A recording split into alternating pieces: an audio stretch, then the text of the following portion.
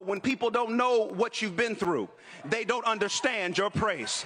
When they don't know what you have sacrificed, those late nights when you wanted to quit, I'm talking to somebody, those times when you were crying saying, I can't make it, you have a reason to celebrate. And let me tell you, with everybody trying to stop your shine, you cannot be stopped. And I'm going to quote the famous lines of the ubiquitous Sean P. Diddy Combs, can't stop, won't stop.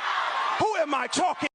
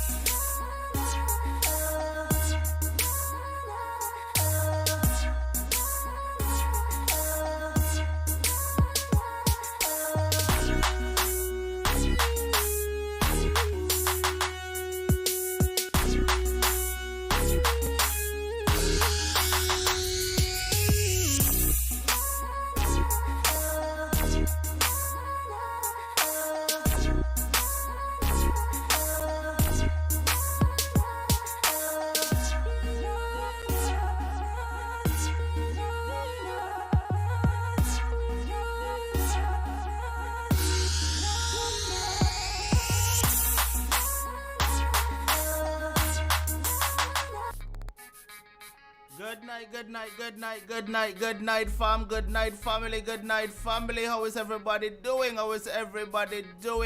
I'm on time tonight. Early, extra early. And I'm here tonight just for you all again to have a very awesome, powerful, enlightening show. Alright, hope everybody is doing great tonight, because I'm certainly doing great. Feeling a little bit sleepy, but you know the show must go on no matter what. Alright, the show must go on, and not even sleep couldn't stop me tonight. Not even sleep couldn't stop me.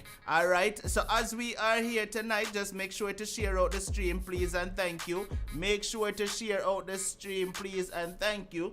And me not even get to send out the stream yet to me WhatsApp broadcast, cause I don't know, but me I go try right now in the meantime, so that while uno share out for uno one, me a share out my one same time. So hold on, let me see what I go on. So uno do it with me. Let's go. Let's share. All uno have to do is just click share and just send it out to everybody who can send it out to, and get some more people to jump on and join the show tonight. Alright, so once you done share it, say Unstoppable, I shared it. Alright, that is all you have to do. And I don't know why it is that my link no one share the right way tonight, but me I go try it one more time.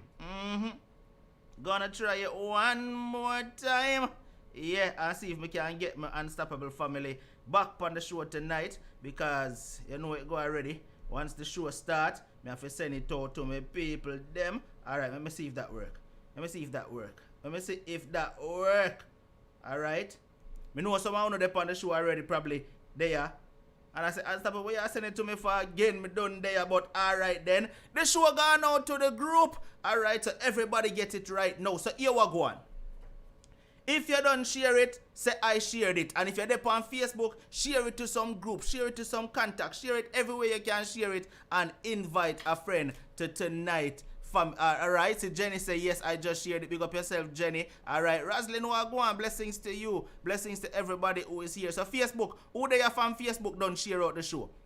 Who is here from Facebook and already share out the show? You know someone wanting to share it out as much as possible.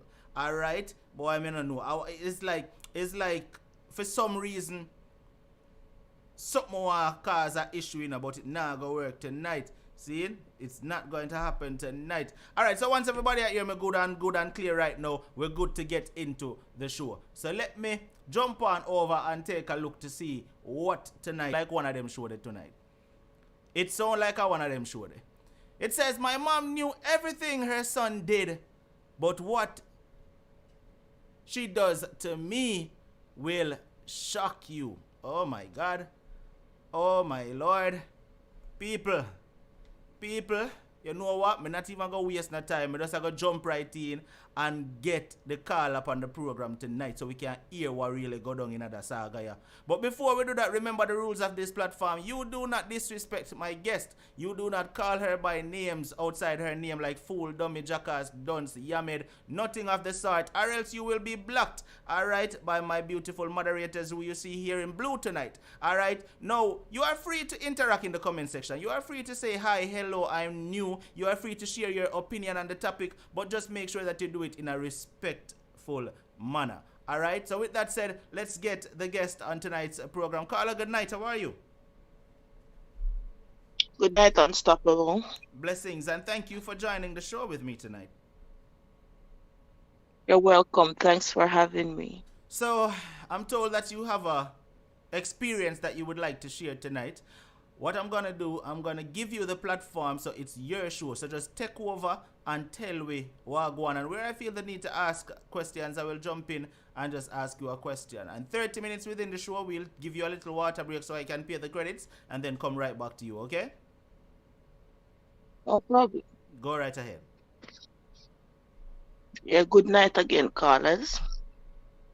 Excuse my voice, the weather is on me so much. And my story started like this. And I must say, Unstoppable, a long time, no one come over here can tell me story, but tonight is the night. Now, my story started like this. While growing up, we was poor. We was living in a 2-room house, I could remember. So one room was the living room, the other room was the bedroom. So it was like, them controls back in the days where we have the outside toilet, outside kitchen, and all those things. So now my father and mother, they would sometimes put us on the same bed with them, or we would sleep on the floor. There was a point where I could remember that. Hello? Go ahead, we can hear you. Go ahead. Yeah.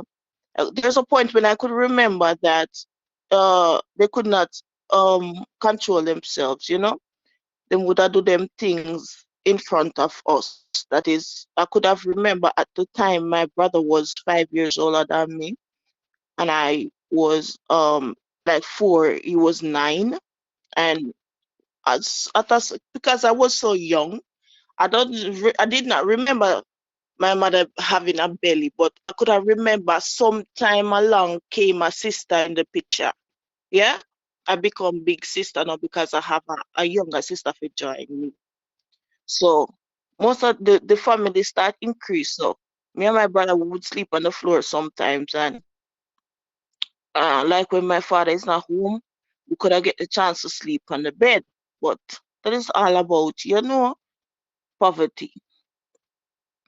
Now I could remember my father saying that he's gonna go out and work because he not really have enough money for finance the family. So he start working on a truck now, and that is in Montego Bay. So he could not come home every night like he's supposed to. So he would leave sometimes 1 month at a time, or yeah, like 3 weeks or so. Then he would come back home. So this time, most of the time, it would be me, my sister, my brother, and my mom alone at home. I must say she never usually leave us alone. She was always home with us. Yeah. But on this particular day, she just said she's going down the street, and um she soon come back. And my brother, now that I said is 5 years older than me, as I suggest earlier, he was the one I supposed to look at me and my sister. By this, my sister is walking now, she turned like, she start growing up. Yeah. And because I'm not much older than her. And my mother left him and said, take care of your sisters. I'm going down the road. I'm going by my sister. Well, I'll be back. Anyhow, she left him. He assured her that we will be okay until she come back. Like the typical Jamaican parents. You leave the bigger siblings with the bigger sister or brother with the smaller siblings. So she thought we were gonna be okay in his care until she came back.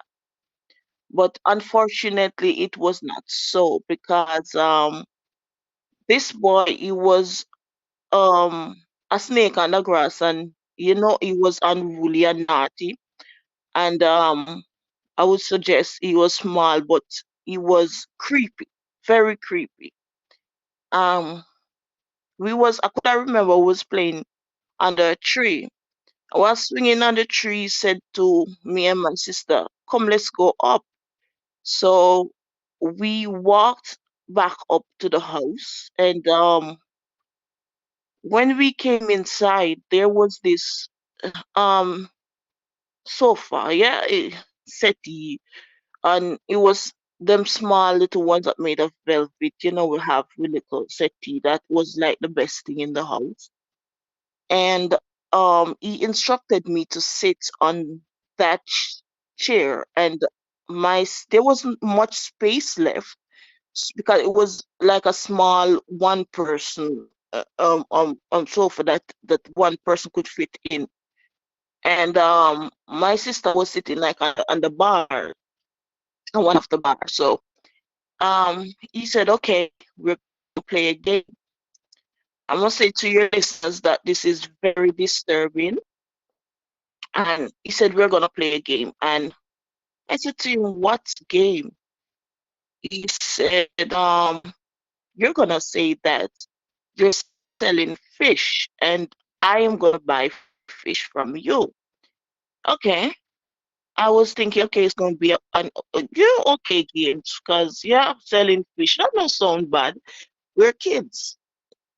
But then it takes a turn for the worst because he instructed me to take out my underwear. When I took out my underwear now, he said I should spread out my legs. I'm trying to sugarcoat this. It not sound too disgusting. So I just try to be as decent as can be. Um, he said, I must take out my underwear. He said to my sister that she must do the same. Anyhow, I said, no, why? Why I should do this? Um, he said, just take it off. I said, no, like a small kid. Me, I said, no, me go tell mommy upon you. This is not okay. I'm gonna tell mommy upon you. Why you want me to take out my underwear? He said, just take it out anyway. He assured me that nothing's gonna happen. So yes, I did. 4-year-old, I'm a kid after all. He's my big brother. He's 9. He's supposed to know how to protect me because they taught him how to. And he said my sister must take off her underwear too. Anyway, she is in the beginning of my story. Not that I'm telling her story. This is my story, but because she got involved in the story, the first time ever that my life has been traumatized by this brother of mine. That's the reason why she came up. So, anyways, when I did take out my underwear, he said, "Okay, now spread your legs." Spread my legs. He said, "Okay." He begins to. He said to me, "I must repeat after him. I must say, fish, fish. I'm selling fish." So, um, I said, "No." He said, "Say it," and I said it. Um, then he proceeded to use his fingers to like, oh my God, how can I fix this up nicely? Like spreading the cheeks of my private part, and then um he placed his finger in there and start rubbing and acting like a grown man that would be doing a foreplay. And then I felt this burning sensation, and then I was like, this cannot be right. Stop it, can't be right. And it hurts, and he was acting like a grown but pedophile, because he was like describing the color of it and say, oh, it's ready. And then he proceeded to penetrate me, and the first time he did, it was not successful, and he tried the second time, and then he tried the third time, and then he said to my sister while doing that, you get up and put on your underwear because you are the smaller one. I'm not going to touch you. Then after he tried the third time now, to be honest, he wasn't all the way successful, but he was somewhat successful. He had a little with a pleasure, and he was like, yes, it cannot go in there. So get up and put on your underwear before mommy come and catch me. Okay. And he said, you must not talk about this. You must not tell her mom when she come back. So it wasn't long after my mom was home, and I told her. And when I told her, now keep in mind, this is, some people, they have some children that they pray to. That is my concept. That is how I say it, this is just my disclaimer, praying to take it for God. Yeah. And this child is like this the child that they pray to. So you know that he's been favored over the rest, and worst is the older one. So they give him charge over us to, he can beat us if we do anything wrong. He can correct us and all of that. So while he did this, he searched his brain for anything that he could find that I do to make a threat, like saying, okay, like for example, you didn't wash the dishes, just for example. So if you talk, I'm gonna tell mommy that you didn't do this or you didn't do that. And that he was smart at what he did. So, anyways, when my mom came, I told her, and I repeated every single thing, not repeat, I mean, verbally, I told her what happened. And she called him, and she said to him, and called him by name and said, did you do it? He said, no, I didn't do it. And she picked up the belt now, and she said, did you do it? I'm gonna call the police on you. And he said, no, I didn't do it. And she just put down the belt and said, didn't beat him either. I said, okay, when your dad come, I'm gonna tell your dad. And if you do not stop um um penetrating your sister, when she becomes 17 years old, she's gonna carry a child for you. Now, as a small child, I was so shocked. I felt betrayed, and I felt like she failed me. That was the first time in my life I felt betrayed, and I felt like she failed me from that age. And then I'm not gonna lie, from that day I was going to infant school, basic education, but um when you're a kid that go through a lot, you you were forced, your mind is being forced to grow up, you understand? So therefore you don't have the experience of a or the knowledge of a 4-year-old. You can think like you're 10, 11. So in my mind, I was thinking, this lady, I don't like her because look how she treat me. I was not expecting this, because if it was me and I did something wrong, and even if I did something wrong, would be less than this, and then I would get whooped. Yeah, she would have whooped my butt. So anyhow, my dad came home, and when my dad came home, she said she was going to tell my dad. When my dad came home, I was listening to hear she mentioned what had happened to me, but she did not mention anything to my dad. And my dad was there. I don't remember, no, like about 2 weeks or so, because he had to go back to Montego Bay to work. And they continue with their what I called adult movie in front of us. Didn't have no respect and no morals and values about themselves. They just do it in front of us, and they just continue with them antics until my dad was ready to leave again. My dad just disappeared, as a small child. That's how I saw it in my mind. Dad disappeared again, but I know he disappeared to go make money, and she did not suggest nothing at all to him. So after that, we left out of that house, okay? And but before we left out of that house, I could have remembered um abuse, no? It kind of stands still a little bit, I don't know if him catch him afraid or what, but it wasn't long after the abuse though that we left that house and we went to another house to live. Now this house that we went to live in, it was a rented house also, and this house now was bigger, so all of us could sleep in one room as children, and then um my mom and dad would sleep in their own room, and we would have like a dining area and a empty room that was very, very dark in the night. Even in the day, sometimes you would really have to open the window. That room was the creepiest room of the house.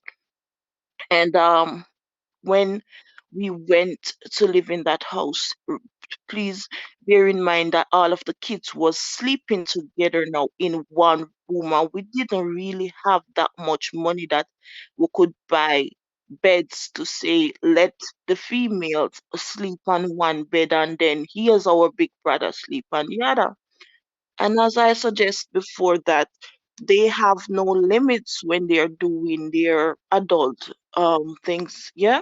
But this time we are just not seeing with our naked eyes because we have separate bedrooms. But my mom was somebody like this. She didn't control herself. We could hear her bawling out, yeah. Even when we was in the first apartment, that was like a little studio, I must say. We must, while sleeping on the floor, sometimes I would feel like I would have just place my hand over my ears and just squeeze my ears hard enough that I don't hear what they're doing up there on the bed while I was lying down there on the floor with my brother. Yeah. And my little sister wasn't really, because she was the baby, so she was mostly next to them. And yeah. So while I was at this new house now, they continued on only because we're not seeing with our naked eyes this time. But we could hear my mom around here, and she would scream out and make her nice them. And we all are adults on this program, so we know them type of nice. They say children are not supposed to hear those, though you keep it on the down low. But anyhow, by this, remember my brother is growing up now, yes, and I graduated from basic school and I was in first grade at primary school. So he was in primary school long before me, and now he start turning 10, and everybody start growing up now. We start getting older, but the abuse still continued while we was at that house, because I could remember that he started just penetrating me like that. Yeah. He would um he would call me and say, "Oh, come here." And I said, "For what?" And he was a person like this, wish but like if I don't come, he just walk up to me and say, "I'm not gonna do anything to you. Just come here." And then that boy is so creepy, as I said. He's a dark demon because he would just walk up to me as him sister and just grab my head and just like pop my tongue until my throat hurts. Yeah. And then if I'm lying down or so and my mother is not home, then he would like say, "Come here," and he looked like a raper man in the bush. I saw him up. And he would like, "Come here." And then I said, "For what?" And then he said, "Come here. I'm not going to do you anything. Come here." And he said, "If you don't come, I'm going to tell mommy say, sweep up the yard. Tell mommy say, wash the plate." And then, the breeder, a lick where you gonna get over your back out of a switch or a tree limb or a belt or something. So, you know, you just submit yourself. And that's exactly what I did. And then, he said he was like he would just throw me on the bed and just do his thing just like that. And then he was acting like a ram goat. And then yeah, when he finished, then I would just get up. And then when I get up, I would just like I said, I would always have this burning sensation. Yeah. Now I could remember that I told my mom again, she do not do anything. This time she just dismissed the case like nothing happens at all. She just don't ask him this time if him do it, or she still don't tell my dad. She just dismiss it like, you know, she only listen. She don't even respond. She no communication. She keeps silent. So when he sees this now, he knows that he have the right away because him a the God and nobody's gonna beat him, nobody's gonna discipline him or anything. And beyond all that, um, I would get beaten for whatever I do. And I was a very quiet child. I was the quietest child of the family that even they call me Simple Simon because they have a style to say, you can't mash auntie, you Simple Simon. Yeah. And beyond all that, I used to go through a lot of verbal abuse from my mother, and my father. He was somebody that he doesn't have mercy when he was beating us.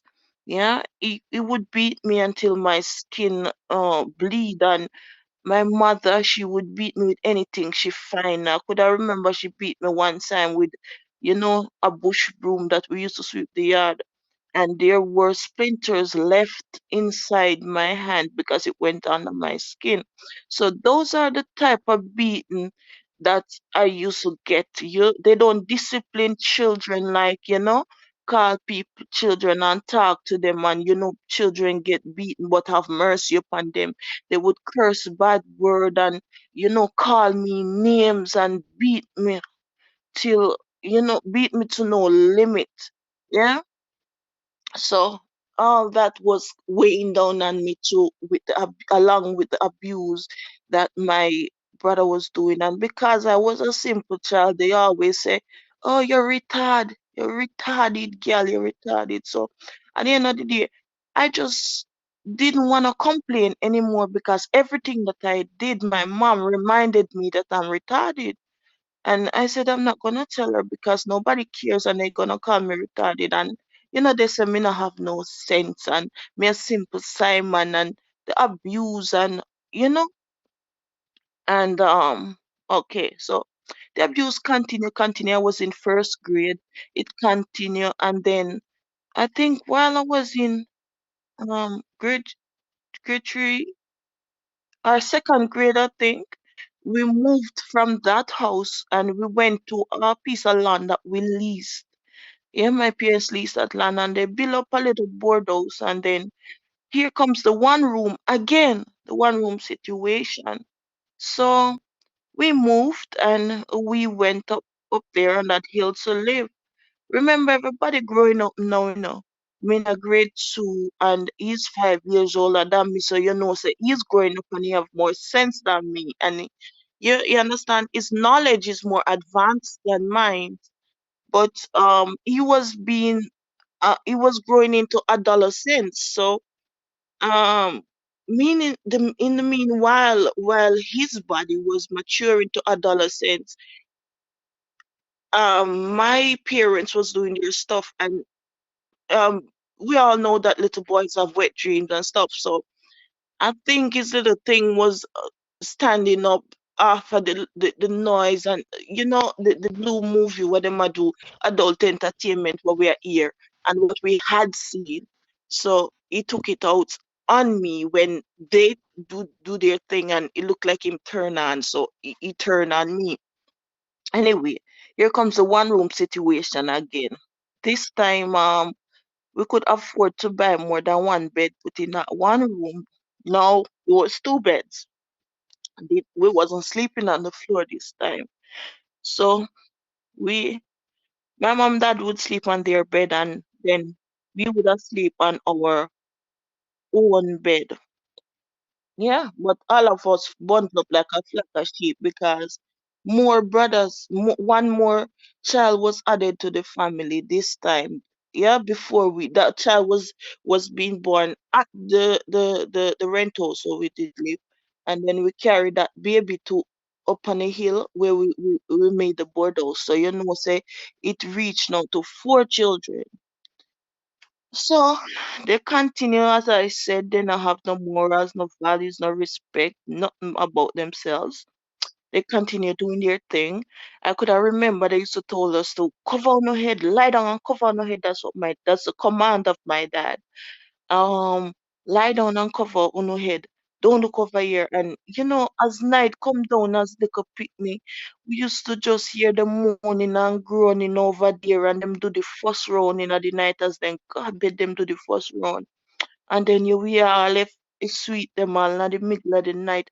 Them would have lick a second round, and as early as the morning is like my dad would wake us up pretty early before the time that we are supposed to go to school, because school start, I think 8:30 school started that time.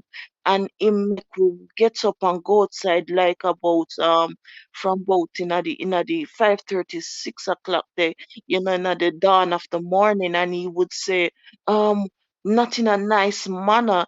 He would just wake us up, raga raga style, saying, yo, get up, no picnic, get up, go outside, go shower. And the morning was cold, and we just go there and we just fold up, and we are tremble. And then, the cold and liquid, because scent and cold, scent and cold. And then we would hear them inside doing them things. I do them thing in there. We are here. And as I said, my mother, she was a screamer. She didn't hold on her voice, and she expressed herself, and we don't hear that. And on weekends now, we used to also hear it. But in the nights, while she was over there screaming and we lying down beside our brother, he would turn on me. He would just creep over, come on top of me, or maybe if I turn my back, he just creep up behind me, and him just, he satisfied himself. This time he just penetrate me. And then on weekends when they're not home, because my mom used to go out now, go buy groceries and stuff every Saturday. He would just have his way now. This time, this boy would have do it like to me like two time for the day, a weekend time and something. You understand? And by this I was growing up, but as I explained, every time he reassured me that if I talk, he's gonna talk on me that I didn't wash the plate, I didn't this, I didn't do that. I'm not gonna lie, I'm afraid of beating, but it reached a point where um I tell myself I cannot continue like this, because a brother is not supposed to be going to his sister so much. And in my little mind, I was asking myself why my mother do not do anything about it when I tell her. Now the verbal abuse continue from my mom. Now it increases because it started becoming, you know, um, she start calling me out of my name. She have a sister that, a big sister, that she claimed that that big sister is the ugliest sister of all her sisters. And she's always tell me the least little thing I do, she say my mouth long like a hog, and my ugly ugly and look like that particular sister. And yeah, she used to call me out of my name, and she used to abuse me verbally a lot. And she used to tell me that my effing head dry like I'm if I move from your song where I'm ugly like. And that's the verbal abuse I was getting, plus the sexual abuse from my brother. So I feel like a nobody. I'm like somebody like this that used to hang my head down when I talk to people. I used to my toes to like dig into the dirt, when I was talking to people. I was not confident about myself, and I was not really assertive while talking to people. And at school, I would escape from all this, and I would be playing with my friends. But while playing with my friends, keep in mind that this was bothering me because it stuck in my head. Because you can imagine every day you wake up, you hear, oh, you're ugly, your mouth long like a pig, your effing head dry, like the least little mistake that you make. Yeah, you're ugly and favor your auntie and all of those things, yeah. So while I was playing with my friends, I remember one of the time I used to disappear, yeah, because there was an outside pipe, and I was always going there, and I wash my face with water, and then from the outside pipe that we used to drink from. And when I went back, I looked on my friends, and I didn't tell them what was going on. And I asked myself as a child, why is my friends pretty? Why are my friends pretty? Why my friends' mom never tell them that they're ugly? Why my effing head dry? Like, why my mouth long like a hog? Why me ugly and favor me auntie? You understand? Why me teeth them look like the vampire? Because I have gap teeth, yeah? And I have a weird type of gap teeth. My gap teeth look like my grandma's gap teeth. So she claimed that they look like vampire. Cause okay. Um and I was asking myself why my friends don't look like, why I don't look like my friends, why I wasn't born beautiful. So in my little mind I feel like I wasn't washing myself good, or maybe it's my dark skin complexion. Maybe if I was a white girl or something like that, I would be beautiful. So I wash my face all the time, and I went back and look at my friends, and I was visit pipe outside pipe of the schoolyard very often. I wash my face, but I couldn't wash off the ugly half of myself. You understand? I keep on seeing the same person in the mirror. But we didn't really have a dress and all that. As I said, we brought up in poverty. So she used to have little pieces of glasses that she mirrors, I must say, that she look into. So I told myself, I'm gonna steal a little piece of this mirror that you have looking into. I'm gonna put it in my pocket and take it to me at school.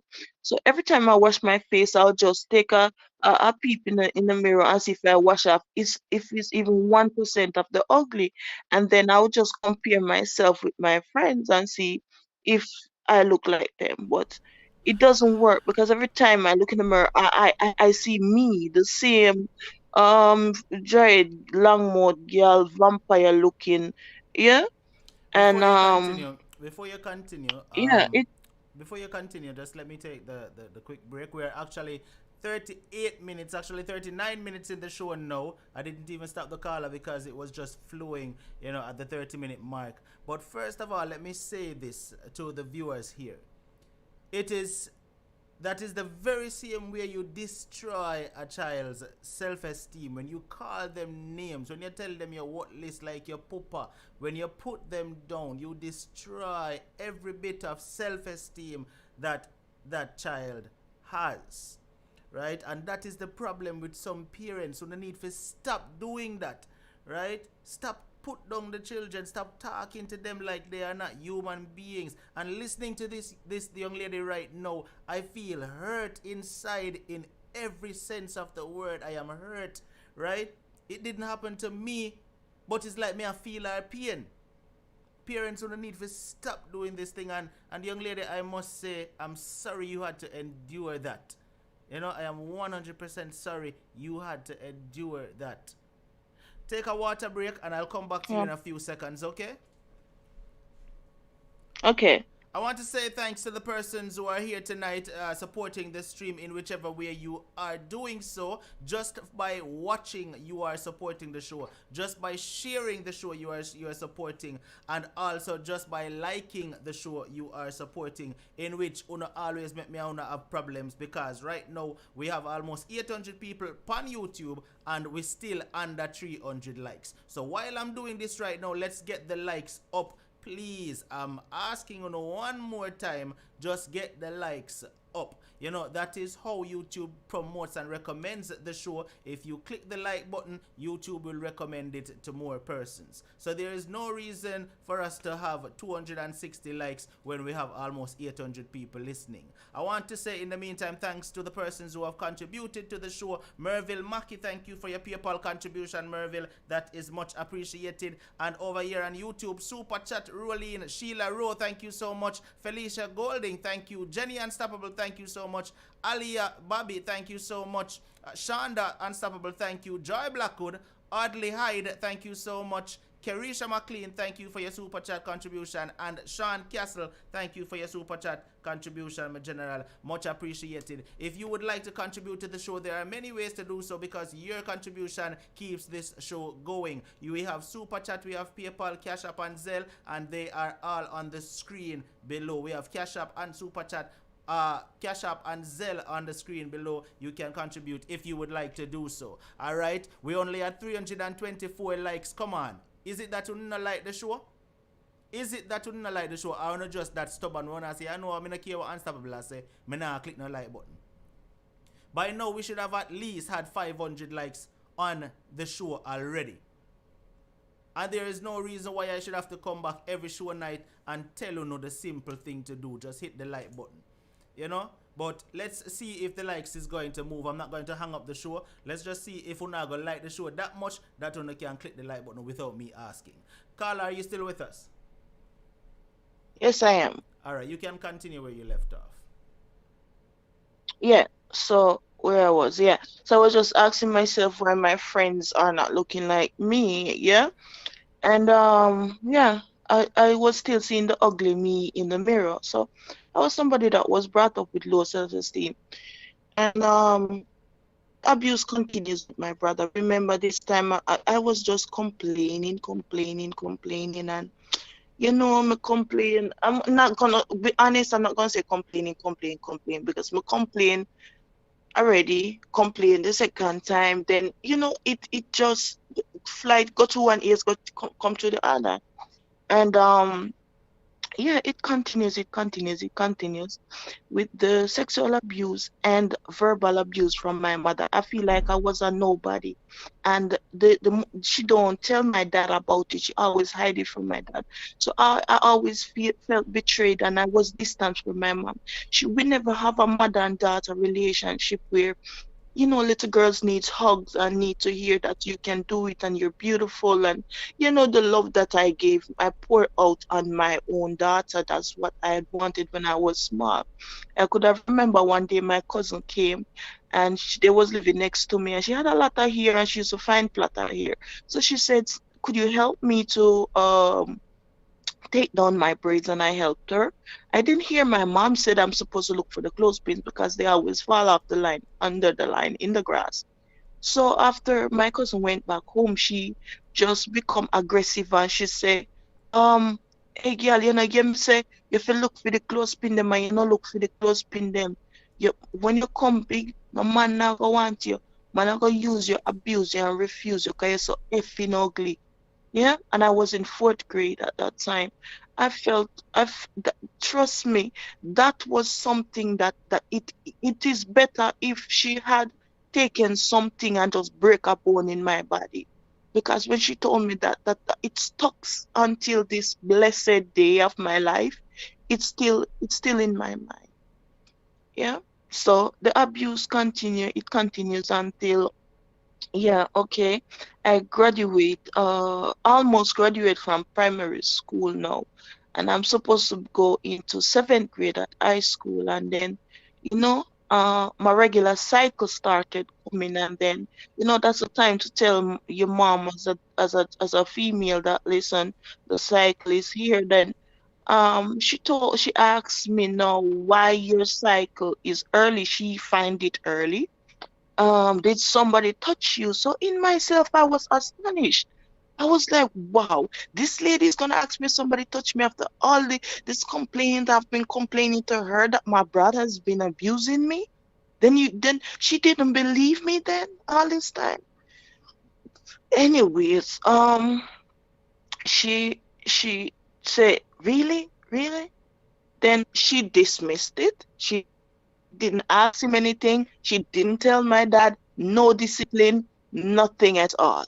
Yeah, nothing at all. So, I could have remember now. I start growing up. I'm in grade 7th grade now. I start becoming a teenager, and at that time, I didn't want my mom. As a teenager, I needed my mom because I was somebody that I want to talk to somebody. I want a female. I want a mom. You understand?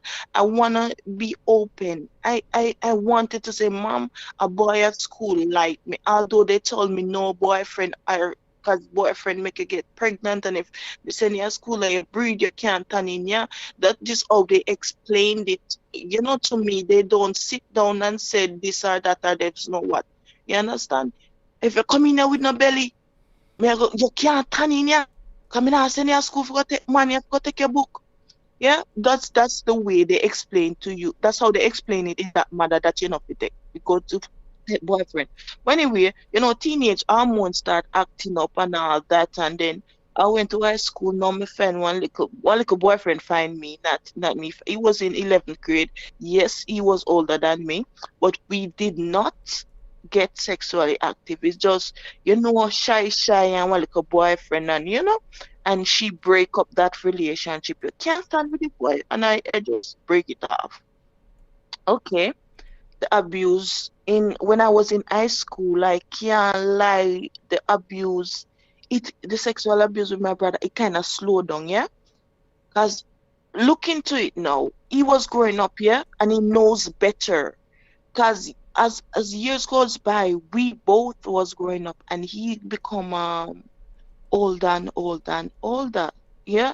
Remember, say I'm 5 years older than me, so him know better. He know he should have limit. He should stop, although he's not supposed to do it. He should have a conscience and say, "Well, let's stop." But anyway, when I was in 7th grade, the abuse kind of slowed down when I reached high school. Yes, and the verbal abuse from my mother continues, and I was like a cage bird. I could have never gone anywhere, not even library assignment that I got with my friends to go do in groups. I couldn't go because they're gonna tell me, yes, I'm on here, I go to. And could I remember we had barbecue at school, and I went 2 times to the school barbecue, and they told me to come home 7 o'clock. I could not come home 7 o'clock because 7 o'clock is when people just start coming. But they sent me from about 5:30 and said I must come home 7 o'clock when barbecue, a dance, them a keep at school. So that would start warming up 11 o'clock. Those times it was safe for children, to go to them school barbecue and reach home late. So school barbecue finish about 12 o'clock in the night. So I would have to wait for the last taxi to carry me home. So after that, they said it was my curfew. All right, me not get no more chance to go nowhere.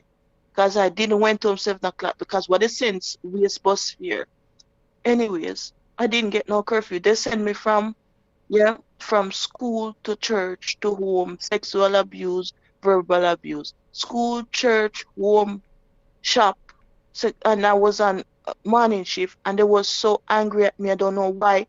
This time my father now start abusing me physically, that is with the belt, And he would have said, if school finish 12:10, if school over 12:10 and 12:30 catch up on the road, may I murder you with lick. So that's how he talk.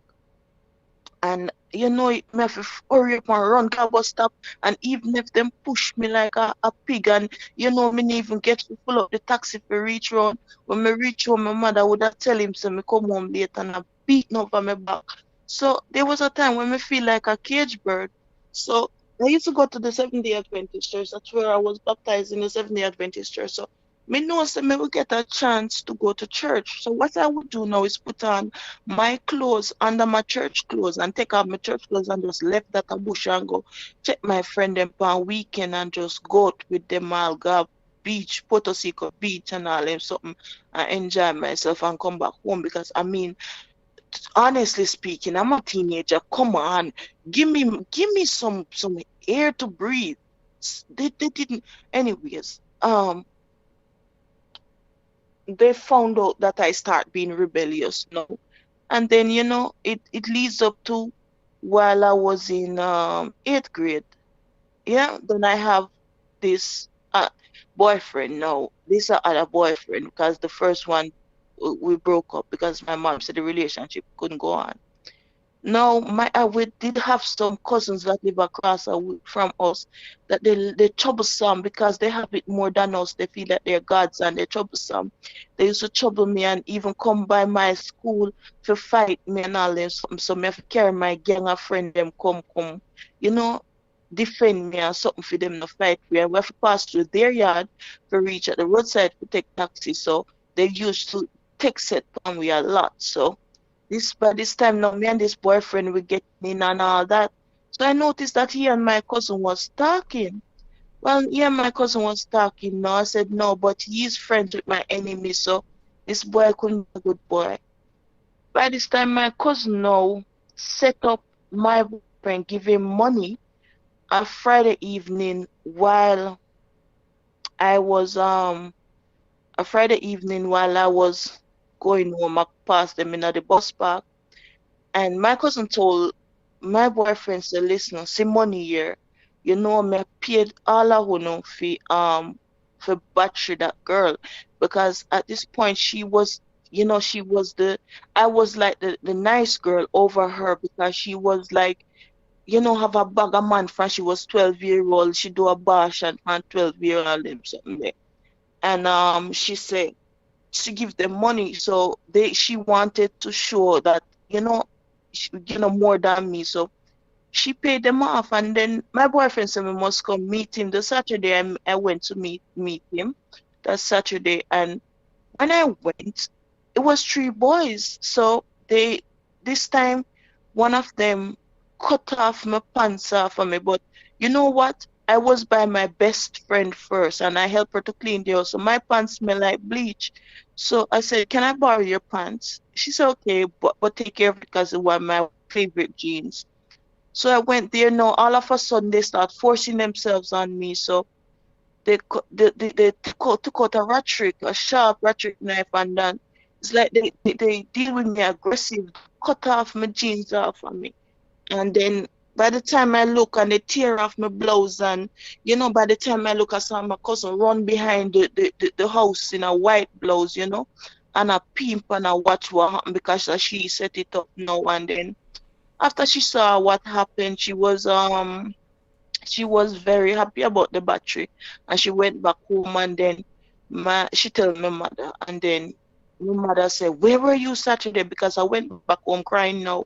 And honestly, I couldn't tell my mother said this happened. You understand? Because she didn't want me to have boyfriend. Plus, I know the beating and the name calling and everything was going to come down for me. So I kept it and I just keep on crying in silence, yeah?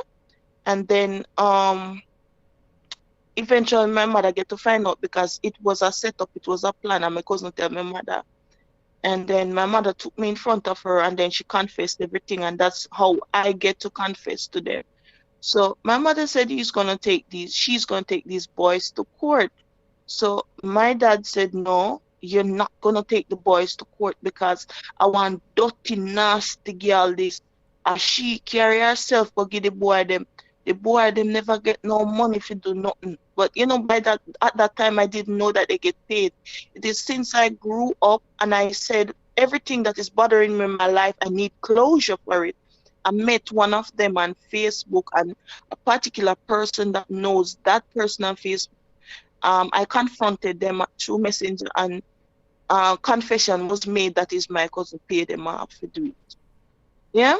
And my father said, to my mother, you nah go court, you nah carry the girl, carry the boy them go court. Me go down a station, go tell the police themselves how dirty girl and a she give the boy them. Anyway, one of the boys came to my father and even confessed and tell him, say, me sorry for what me do to your daughter, and he gave my father 500 Jamaican dollars and said, buy back the pants so me use the ratchet and put off for your daughter.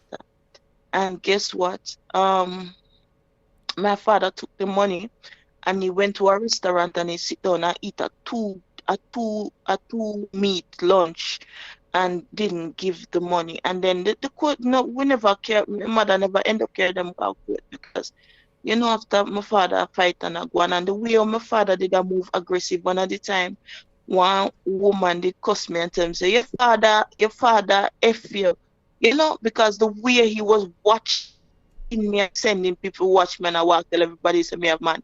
He was acting like say me and him there. Yeah, that's how he watch me and that's the impression I give people. So all right, continuing now.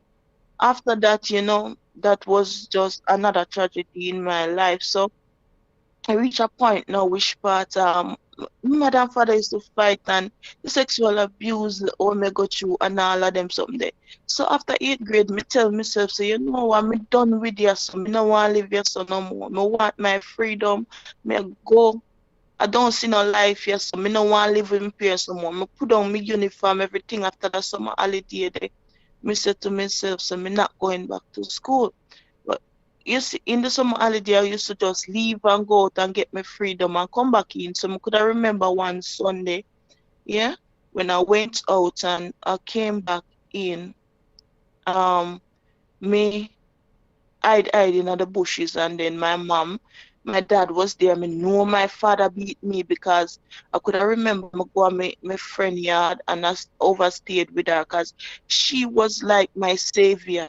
When I go to that girl yard, me no want to go. Me used to stay her yard months upon months and hide in a bush when them come look for me. And don't go. I sent Mary, don't go home. And when me reach home, my father said to me, say, don't me tell her to stop come home from school late.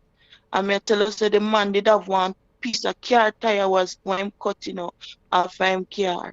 And me tell her, say, it him use a beat me for 45 minutes to an hour. And me all start bleeding on my uniform, and my uniform start sticking on my body, because my body bust up and I bleed. And the uniform, just because of the white blouse and it stick on my ball out, and I beg my mother and tell my mother, say, me feel like me go dead, and she said me not call her name because she don't know me. Yeah, I'm dirty there now, and me I lose strength and feel like me a black out, and then me beg God to kill me, and you know God nah kill me in the midst of the beating, and you know me did kind of vex with God after me done get the beating, because me say, God, look where you make me go through, and me beg you to kill me. If you kill me, that agony, no child should bear such agony. God, look how me tell you to kill me, you know, kill me. Yeah, somebody kind of angry with God. And, you know, the other day, me have to go to school, my uniform stick on my body, and you know, my body cut up and mash up, you know. It look like in the back in the days, like when we see the slave, them, when they show we with the mark over them back, and so the car tired of me. And me for just call him daddy said we and all of him something there. Anyway, after that me just run away and left me uniform, everything, and said me now go home, now go to school. You know, me go make my boyfriend take care of me. Not just the one that take the money for battery me now. No. By this I'm with somebody else now, seriously. And yeah, leave me, and she said, come call me, and me not go and leave something there. So one day me see her on the street and she say, you have to come home, and you know, we just look on her nasty and you know, just make her walk and flash her up, just shake her up. And yeah, gone now, cause me dey on the road, nobody can grab me now, me dey on my own. And you know, me have a friend that say, yo, I am mad, I not deal with her, so but nobody knows what I bore at home before I went from home. And anyways, me start go group up down one place named Gully with some people girl, and we used to go out at night, and me freedom, me feel good now. And I could have remember them wasn't pleased with me.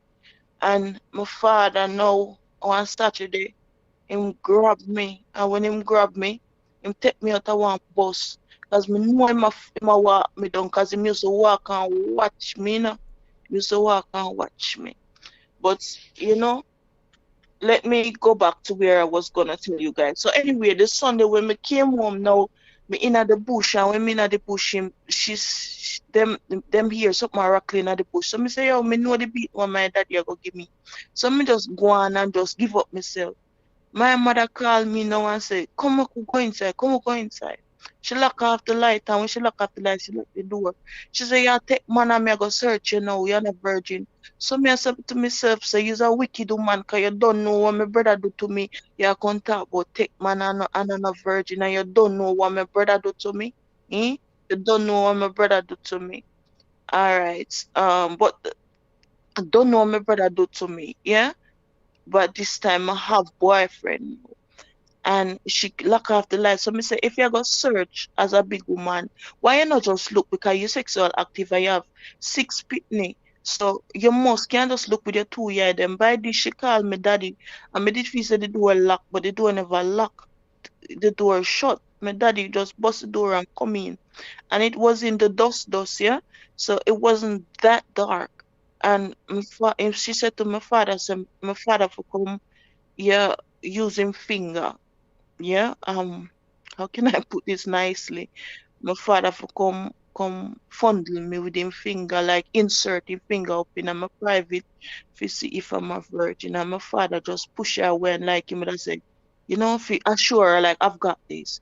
I'm an experienced man, we can't do this. Move friends, move and him push my mother and then him just go up in it with the biggest finger one could have find on him hand, which is him middle finger, and just dig down in it and smell it and go back up in it again and dig and smell again and in just a dirty girl, you know me, girl F now. Get up, I'm tired, you're underwear.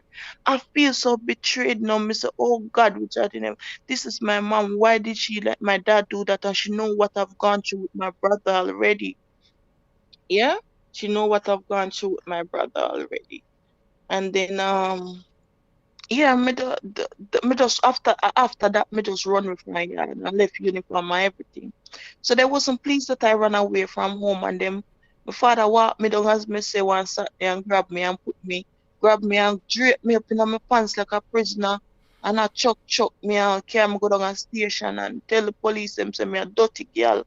And he said to me, say before the police them not lock you up tonight and send you a jail, me I go tell lie on you. Yeah?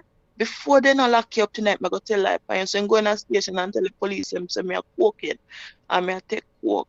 Yeah, because me growing up, I wasn't a fat kid, you know.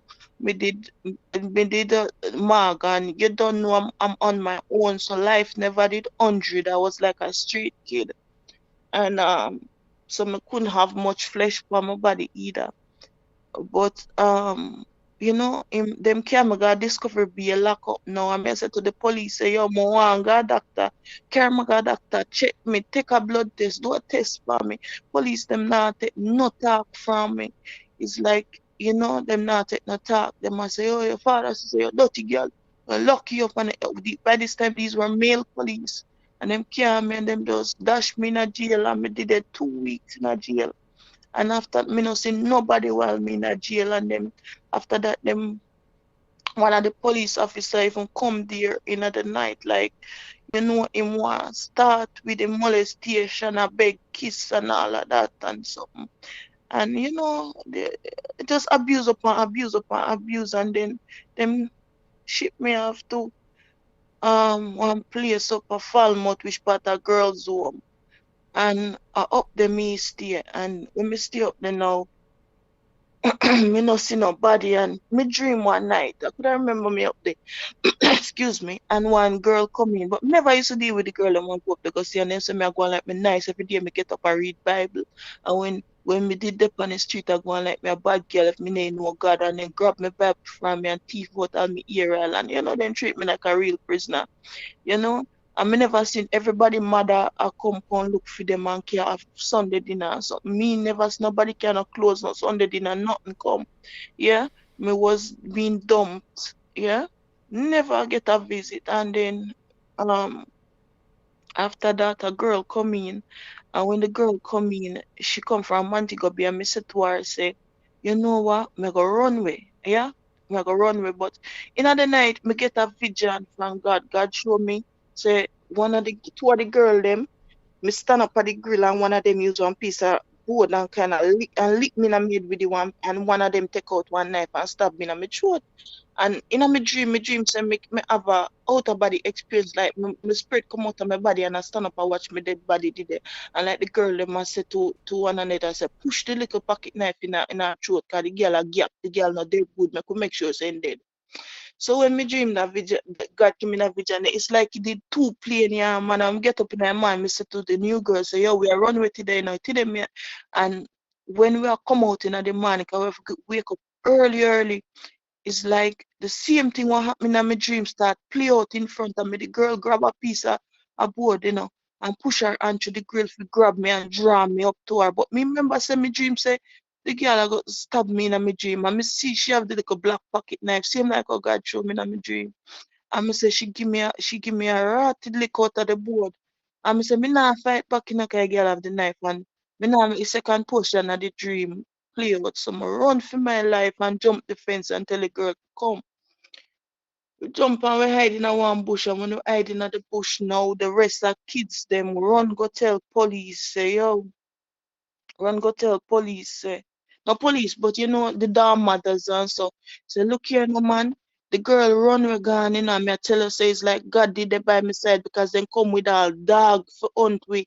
And me say the man was search for we, and the little fool dog did it. And it's like, say, me could have touched the man on him foot. So near him there when we in the thick bush, and then him did the dog a smell around me, and not tap and them no find when him go back in. When him go back in now, guess what now? We run off now. So I said to the girl, say, yo, we now got tarry, you can't go up here.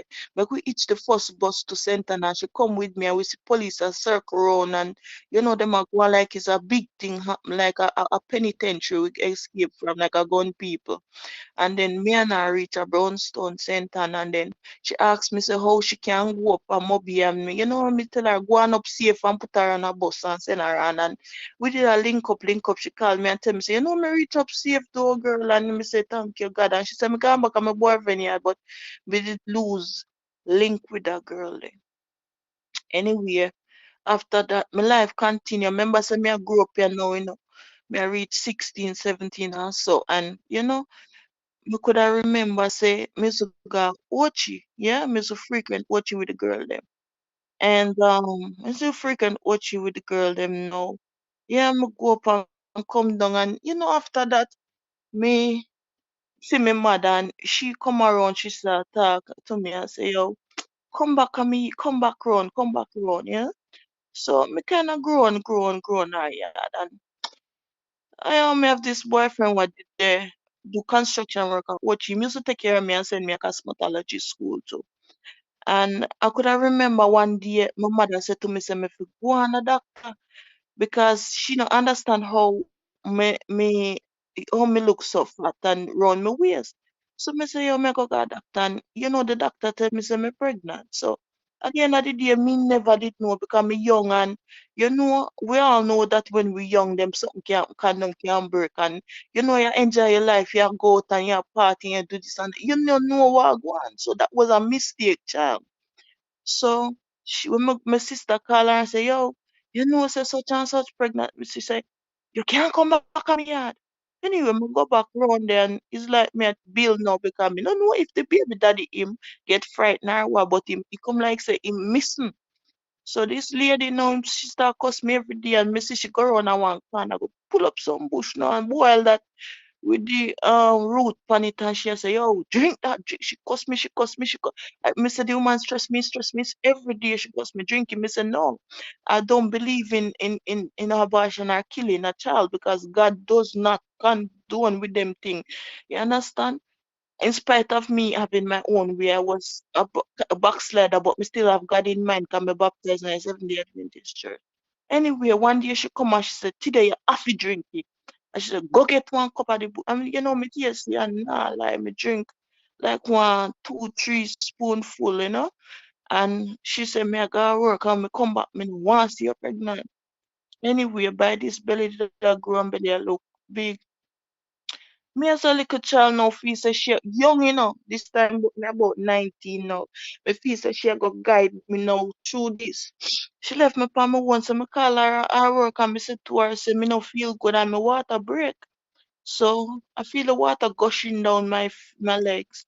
So she said, no, call me, go call your mother-in-law. I went to the St. Ansbury Hospital and then them have me interrogate me and I said, what did you do to terminate this pregnancy? And I said, me no do nothing because me no do nothing. So me not got to lie for myself. It's my mother gave me something to drink. Well, you know what? The hurtfulest thing is when I was in that bathroom and I had to say goodbye to my child because the child was farming already. You can see says a fetus.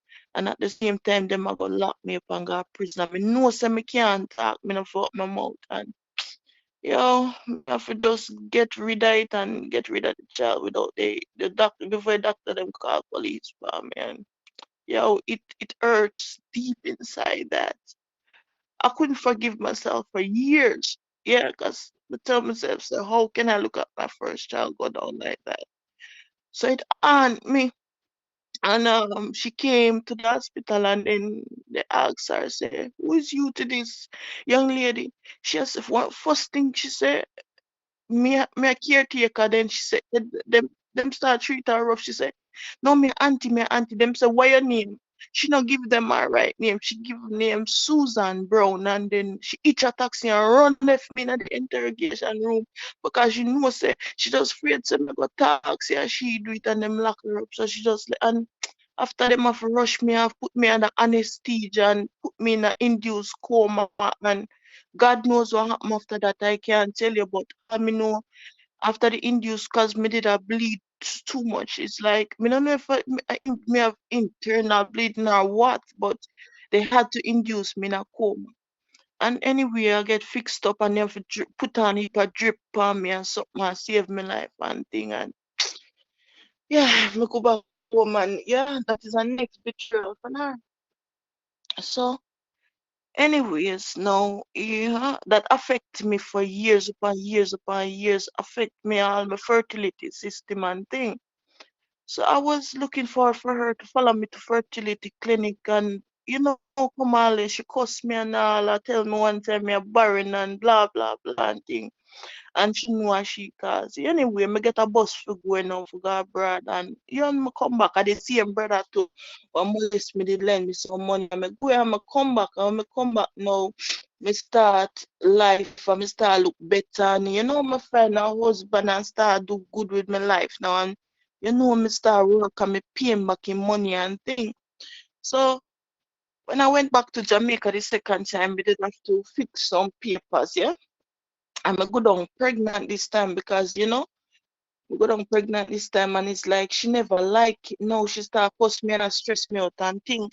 So me said to her, she till she reach a point where she'll push me. So me said me turn around, me not lie, me said to her, say dirty girl, you push me. After you name my first with me, you really see say me pregnant with twins and you want to push me down on my face. Cause she come back and me and push me for damage me. When time get take for one, God give me double for me trouble. And them she did have an iron the day, and me just take it out on the iron and slam the iron on the iron board and just break it. She tell like call up my brother now and tell my brother lie for me say me pick up cutlass off her machete if it chop her up in her house. And God know not no go so but she's like a mother who bad mind me. It's like she no want to see me strive. She put her mouth out for me pitting them with them in my tummy and say them for come turn handicap and all of them something there. And my man no make me happy and she make me happy. So I say from the born you never make me happy anyway. She dash me out. And me used to give her money. Yeah, I'll pay her money for stay under her roof and give her money for buy food. Me never see no extra food that come home as a pregnant woman. Me never used to digest nothing. You understand? Because the twin belly did really stressing and you know, one at the time we reach a point which part she just my brother now come sit down in a my clean clothes them and with that wash and my cuss off my brother and I say, yo, dude, you always smell a dude, you know, sit down in a this.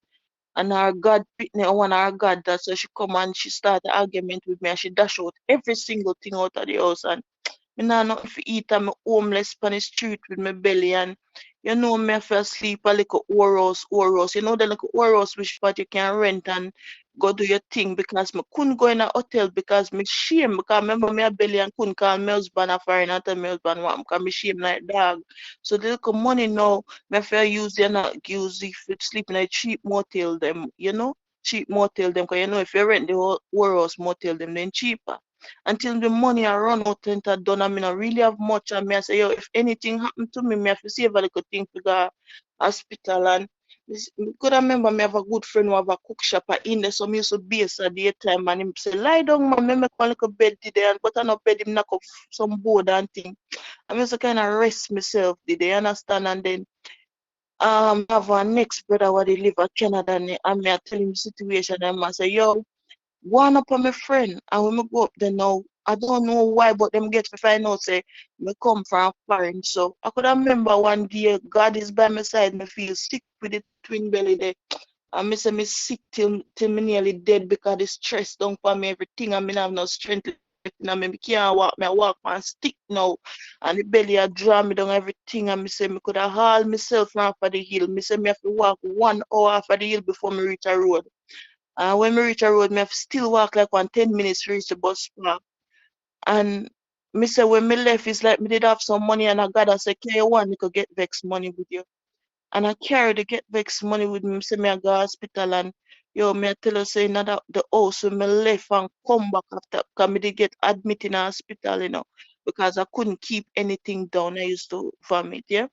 And when me come back, me see them chop the door. Me see them chop the door, chop the door, chop the door. Me see the amount of chop where they get the door and it's a padlock did dep on the door, you know. It's a padlock did dep on the door. And the padlock what did dep on the door, them chop them chop it like them want to come in and then ramps up the house when them come in. And me I say praise be to God me never there because them would have killed me and me pity them in mouth and them ramps up the house like them a look something for thief. Only thing then left for me clothes them because they dig up in everything and dash out and turn up the bed, settee, everything. And me say, pray, thank God. And me looking at myself and me a ball and me say, God, look how my mother dash me out and look how me could have dead. You understand? Just a little brother. But anyway, after that, me come out of hospital and it's like me sponge pan her and beg her, so me stay in her house because me know say me not go stay long, like 3 days after me go fly out. And you know, me fly out and me come live with me husband and then you know we buy a house and then you know life for go on and the babe them born and something. So I could have remember one day, you know, I was on, I me say, yo, me can't take the frustration no more because I was diagnosed with depression, yeah. And say me not take them depression pill there, you know, because me know say some people take depression pill, it make them commit suicide. So me say me and my door and me a ball and me a ball. Not even my husband and know say me diagnosed with depression. And one at the time me say me go talk now because this thing in me too long, me go vent. Go up on Facebook on my birthday and me a talk little nitty gritty what happen. It's like say one my sister now she did it, she a one of the 8 of them too. Snake on the grass, she go call my mother the 12th of me and my birthday. And she go call my mother now the 13th of May. She wait till the 13th of May and say me I disgrace my mother on Facebook. But the only thing they talk about my mother is that my mother stand up and watch my father beat me with car tire until me nearly dead. So my mother call me and she cuss me and send some long WhatsApp message. And me not tell no like God no, me never disrespect her, although she tell me so hot word what about me. So till me tell her one night time, say, woman, you're gonna make me miserable for the rest of your life. And I just block her. After me block her, she see say no, say she can't get to tell me the hot word them.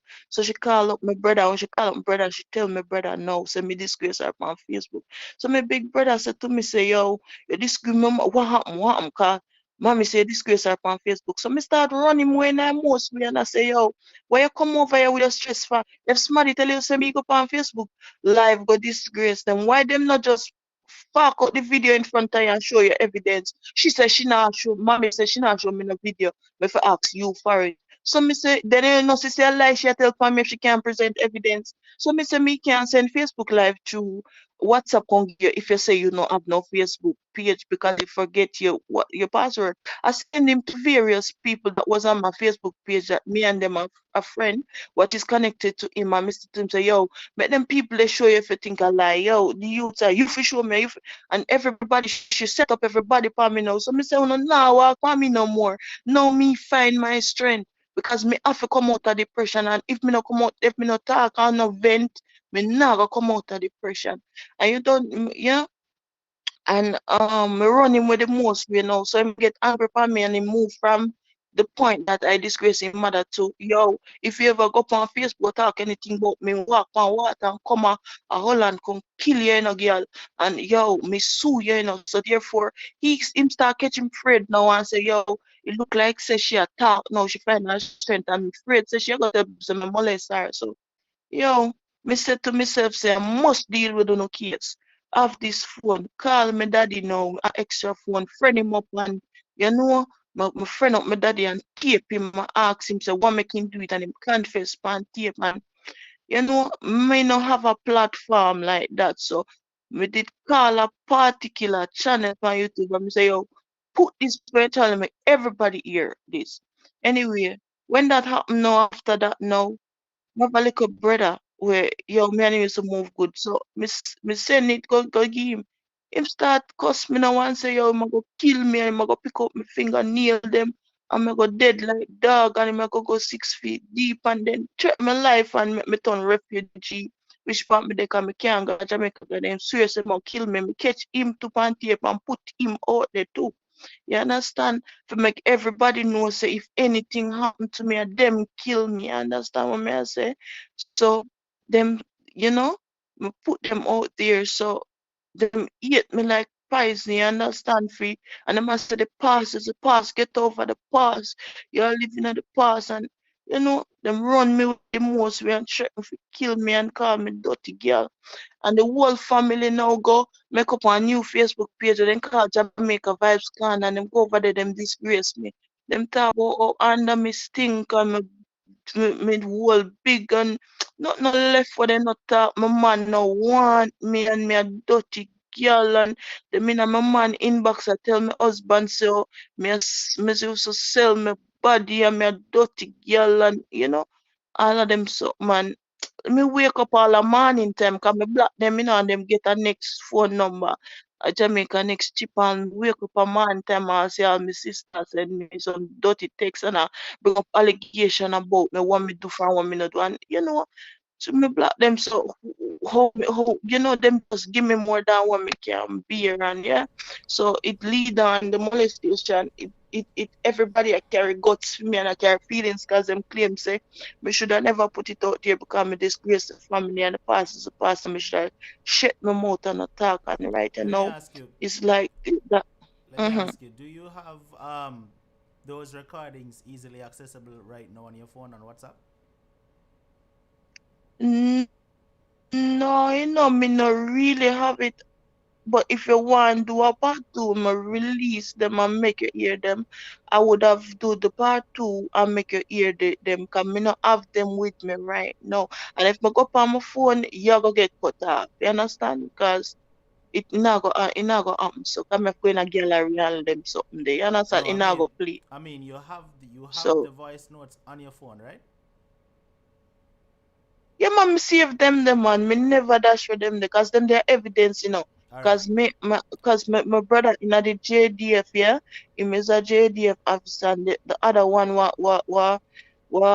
say I go pick up my fingernail and something and kill and 6 foot deep and blah blah blah.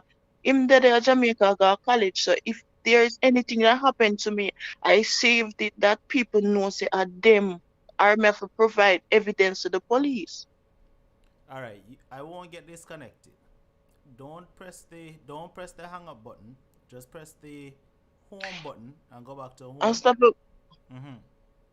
And so, but me no, I don't know if we can find it like that. I'm asking you to do a part two when we get it organized because my part one, them have the first one, the second one, and me da have to go look at which one I first one, which I second one, and them something. All right. Well, So after if the you just, after I we're wasn't prepared for that. no problem. After we're finished, just send them to me, okay? I will. Right, you And said. um, so I've been prosecuted by my family because them claim say me disgrace them and me shouldn't go out there and the past is a past and me should not talk and all of them something there. You understand? So we should not talk about it and so the whole of them want kill me now, you understand? And them down for me and the whole family come down for me. And I couldn't believe that my father tell me say him not apologize to me.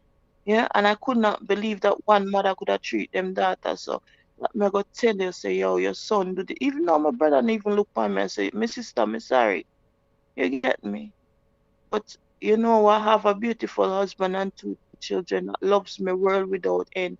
And no matter what they do or say about me, I come in my husband inbox, it no stick because my husband brush it off. Them even go as far as fit make up story and tell like me say I fabricate story, even though I put the voice notes out there with them threatening to kill me and my father and all them talk. Confess. Me say them sit down and them cook up and plot up a story say my husband a kill me. The reason why me out here attack say my brother molest me is just because me ask the whole family to send up over I'll come give me when me deliver Aruba and fi kill off my husband girlfriend and fi take with the man fi see if me can get papers and unstoppable I've never placed my feet on Aruba from the day God make me. You understand? And just because them tell me say me a dirty girl and me wicked and me no fi hold me and kill the woman and then me come to Jamaica and me come buy up over island go over there and kill the woman left her two pitney them and her pitney them did they suffer and me take the man and something.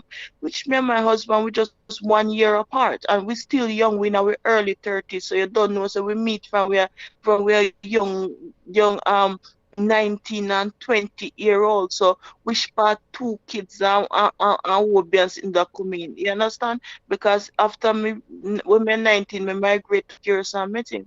You understand down there? So all of them something that them just cook up and plot up story and put it out there and tarnish my name. That is defamation of character and tell people say me a dirty girl and the two pitney them a suffer and all them something and just because them rebuke me, that is the reason why I'm out here taking revenge when nothing ever so.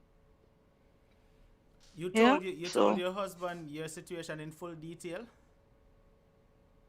of course unstoppable me and my husband are best friend before me put it Exactly. out there on the internet, my husband have to know Perfect. and hear all voice message and everything. That is the reason why I asked you, and the reason is because it doesn't matter what anybody want to come tell you. Say it doesn't matter what they want to send. Go tell your husband. Say no matter what kind of thing they want to make up and say. As long as you made him aware of the situation before anybody else, him know about it. So all him have to do is just shut down everybody when them are sending messages and try to come talk to him and tell him things.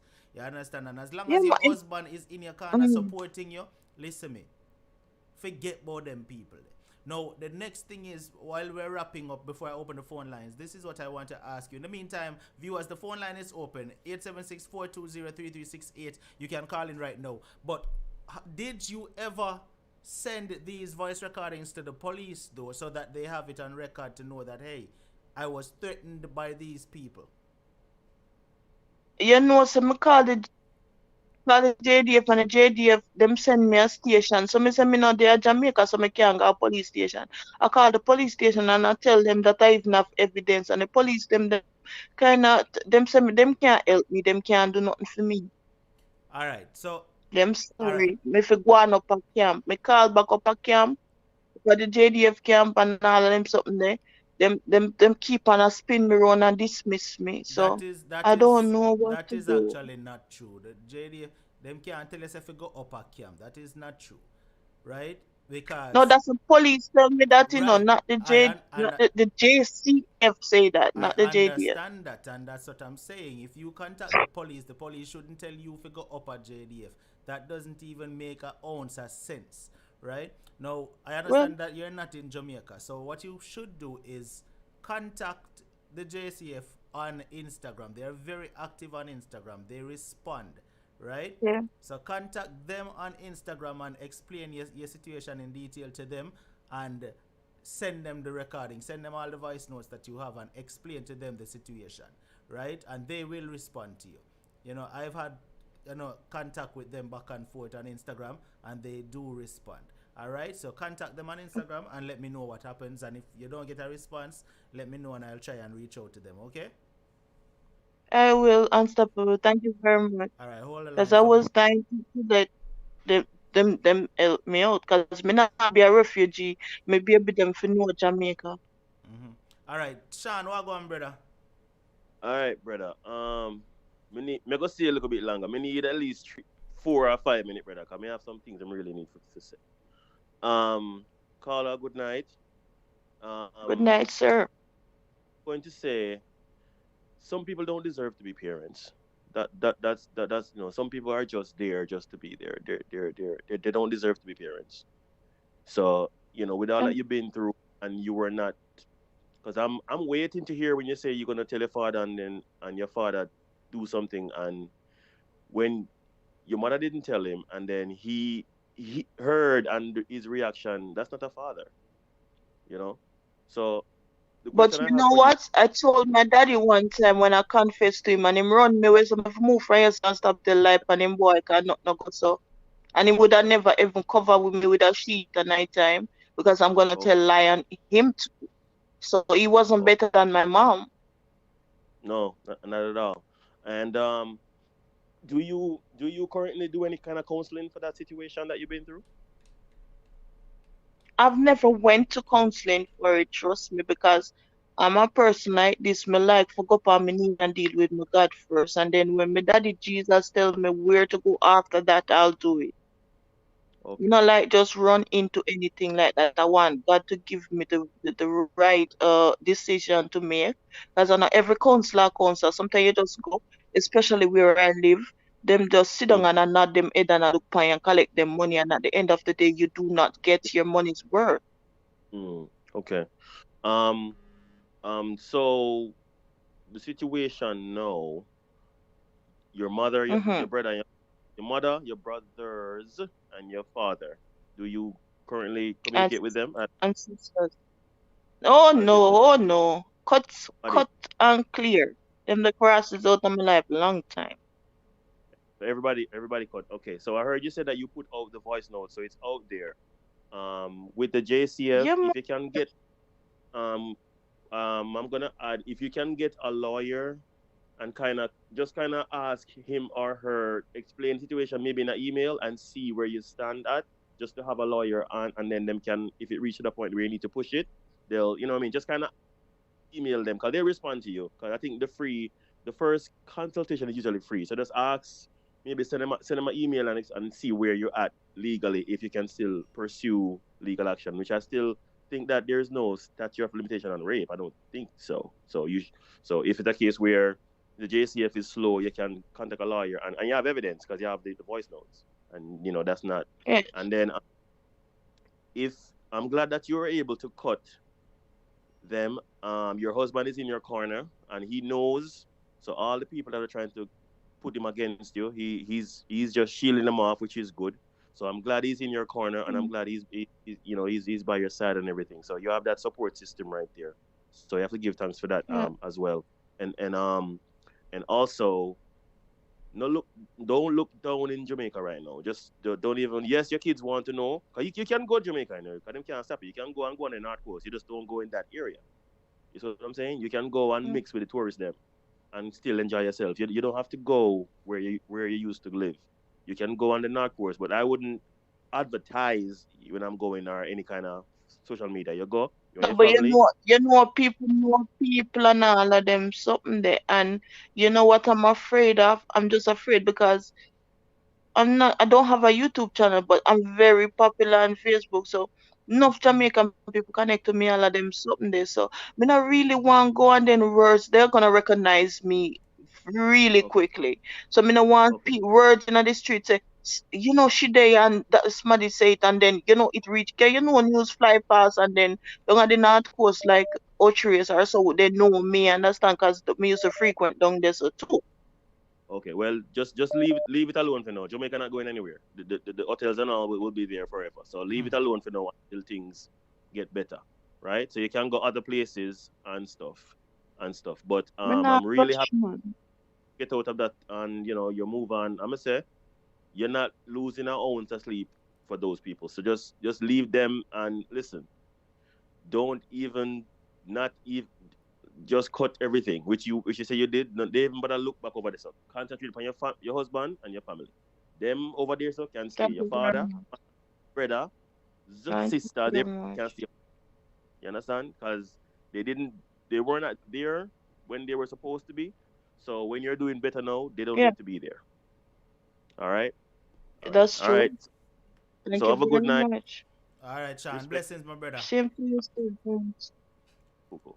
All right, so I saw someone was calling in video chat. Please, if you're calling, please call not with video. All right, because I won't accept it. All right, it's 876-420-3368, and make sure that you have the stream turned down in the background when you call as well. Now, how long ago was my brother? Hold on a minute there for me. How long ago was these voice notes sent to you? You know, say one of them, the last one, I could remember about in a June this year. And oh Lord, I don't remember about 2019, the first one sent, 2019. Mm. But the first one on a voice note and stuff. The first one is me call my daddy and want evidence to put out there for sure. Say my brother did touch me and for sure say my daddy did touch me and I want have everything on tape. Mm-hmm. Cause you don't know in a Jamaica when you ball molestation, everybody around your way and say, yo, wala ya tell and so me, somebody like this want my receipt them. So the first one, it wasn't a voice note. I taped him without him knowing that me I taped him. And the second one now is a voice note that is revenge from my little brother when I tell me say me chat too much and me should have dead and come my grave with you and run me where I talk about the pick out fingernail and something. Him send and me save them voice note them. Okay. All right. General Wago, thanks for calling. Yeah, man. But yeah, man. Just I listen, bro. Me tell you, brother, that one really strong tonight. Me like, man, I couldn't really, you just can't imagine the great pain and ordeal that the caller, when I call as a matter of fact, I forgot my manners. Good night. Went through and Sean said something earlier that if asked if you seek professional help and you said you like to pray about it first, and that's okay. But the Lord that we pray to also give other people knowledge and gift in different areas, so they know what to do, they know what to say to you, and it will help. So I would also recommend you seek help. Okay, so if you have to pray that the Lord will lead you to somebody that would actually listen and give you advice, because you're hurting. Like from a tender age, you've been molested, you've been verbally abused from the people that supposed to be there for you the most, right? All right, you said that you cut them loose. Based on the fact that whatever they have done to you, you decide to listen. I don't want to be a part. I don't want them to be a part of my life. I don't want to be a part of their life. But you're still hurting because when you look back, you say, "Oh, listen, this is my family. They are the one that's supposed to be there for me, and they are not, or That there is wasn't." true. And also, you have to, well, just being realistic, because I'm this kind of person. I try to be realistic. It will hurt you. It will hurt you, and trust me, you can't tell me say you cut them off 1 million times. You're still reflecting. The scars are there. It has sunk deep, and trust me, you are even afraid to go to Jamaica. I'm not saying you should go to Jamaica, but you can go to Jamaica, as Sean said before. You can go into one of those resorts and you could enjoy Jamaica. You don't have to go to the regular spots that you used to go. Right? But I'll say this and then I'll give somebody else a chance to speak. Those scars, those marks, the same God that you say you pray to, trust me, if you pray to him and tell him, listen, I'm hurting, I'm still hurting, because you have to accept it, right? And I want these scars to be healed. Yes. The marks may still be there, but you will learn how to you will learn how to cope, and then He will give you that peace. God will give you that I'm peace. on And you that see, the thing journey. about it, I'm on that journey right now. First, I was okay. seeking to mend it with the family, but all I heard was my mother throwing things in my face. Um, how she grow me up, how she give me, how she Mhm. struggle. We was poor and all the things that she do as a mother. So then me just cut off that part, dismiss that part of it, and just don't try to mend nothing. And just start go to God Well, now. And me I tell you say the I'm thing, on the journey because normally me mhm, couldn't tell me story and a ball. I would be crying yes, dramatically, and yes. so me know so me dey on my healing journey. Hmm. And the thing about it, you have to understand this. There are two forces, right? Good and evil. And Yeah, you believe in the Lord, and just continue to pray. Just trust Him though. Just be open minded, because if you're asking God for certain stuff and then you're asking Him to do His will, He knows what's best for you. And despite the abuse and all of that you've been through, the Lord has still provided a husband for you, and He's there for you. He's not listening to anybody, so that's a blessing. So just yeah, kind of try look towards stuff that the Lord has done for you in spite of what you've been through, and try to think mainly on positive stuff, and try to omit the negativities, and that also will yes, help you to to just get over. It will help you to get over the hurt that you're feeling right now, because I can hear it in your voice. I can hear it in your voice, and trust me, I've listened to a lot of callers that call in on this very program, and you've been through a lot, but they have been through, trust me, double time what you've been through. So don't look as if that you're the only person that's been there, that has gone through all these stuff. Like there's and as I said, this is one of the reasons why I love this program, because we listen to other people's experience, and yeah, me know me talk like me go and we here as a part of the Unstoppable family. I'm pretty sure that a lot of people pray for you guys. Everybody that call in, I pray, and there's yes, hundreds of prayers that goes up for you guys, and just continue to seek God, seek His face, ask Him, and then just be specific in what you're asking Him for. Just let Him know that, listen, I want mm, healing. Let Your will be done. Help me to get yes. over this. You understand? And trust me, it will help you. All right? All right, my brother. Thank you very Blessings. much. Yeah, man. You're welcome. Blessing and unstoppable. All Enough right, my love, yeah. brother. Yeah, man. Much love. All All right. right. So a lot of persons in the comment section, because I'm here and I'm paying close attention to the comments, right? A lot of persons saying Doga Waka Jamaica. A lot of persons saying you can still go Jamaica, just go to another section of Jamaica and all of that, right? Now, this is what I am going to say to you. As much as we love Jamaica, as much as you would have want your children to know Jamaica, as much as you would have want to take a trip and go enjoy Jamaica, let me tell you something. Not do it until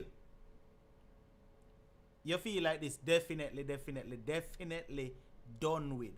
And even then, be very cautious of going to Jamaica. And I'm not saying this to drive fear into you more, I'm saying this to put you upon your guard. Because Yeah, you said it yourself. You can go any part of Jamaica, but you're known. You don't know who you might buck up in, where you might buck up in at the person, when you might buck up in at the person. So, be very, very cautious if ever you decide to go to Jamaica. It could have been 20 years from now, because people make things die down just so them can do what them want to do. Hope you're understanding what I say to you, yeah, man. So be very, very cautious, right? Be very cautious. If you can avoid it as a matter of fact. Because listen, Yes, we love Jamaica, we love your country. And again, I'm not saying this to put down Jamaica, but when in a situation like yours, and especially how you're speaking out, listen to me. It's a very dangerous situation, and I repeat, I would not go if I was in your situation. All right? no, Yeah, I'm not planning to go at all. I mean, I gathered up myself here too. I have cameras in my house, and I don't leave my kids outside to play by themselves and stuff like that. I'm very cautious and stubborn. All right. Carla, good night. You're live. Good night, Unstoppable. Good night, caller. I just want to ask a question. Because anything I was gonna say, previous caller already said it to her. Mm-hmm. I want to know if that brother used to molest that little sister as well. Yes, that's why I told you that in the beginning. I told Unstoppable that I'm not here to tell their story. I'm here to tell my story. But it is three sisters and three brothers. The youngest brother now, he was the last one that was born, but the sister that followed me had suffered the same fate as me, and she spoke out and told my mom, and then my mom hid it too. And then comes another sister and another brother, and the other brother did it to the other sister too, and the other sister spoke out about it, and she hid it from my father, and pushed it on the rug and didn't do anything about it either. So it was like three sisters getting molested by two brothers. Oh my God, that's a serious situation right Mm. there. Wow, But that's I'm all not I here can to say. tell Wow. their stories because they are some of they're the ones that are against me too, telling me that not supposed to speak. I'm supposed to die and go to my grave with it. So I'm not here to even mention them. But being as you asked me, just say, Yeah. I just wanted to know, but thank God you came out of that family of ancestors, Mm. and I hope karma catches them yeah. All right. and Thank you so keep much on for trusting calling. in God. You're welcome. Much love. Thank you Good night. very much. Bye. Carla, good night. You're live.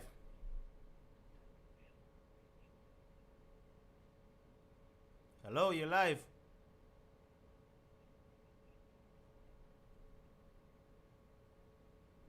All right. So the caller accidentally put the call on hold.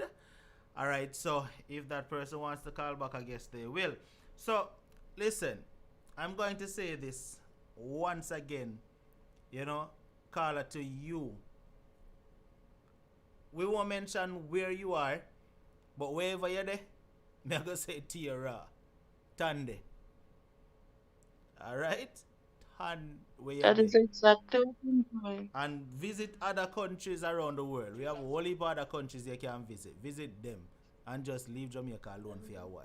Alright? Call a good night, you're live. Hello. Blessings, good night. Blessings, Mr. Unstoppable. Caller, good night. How are you doing? I'm great, sir. Thank you. And how are you? Oh my God, I'm here in the bed and I'm listening to your story and I'm just shaking my head.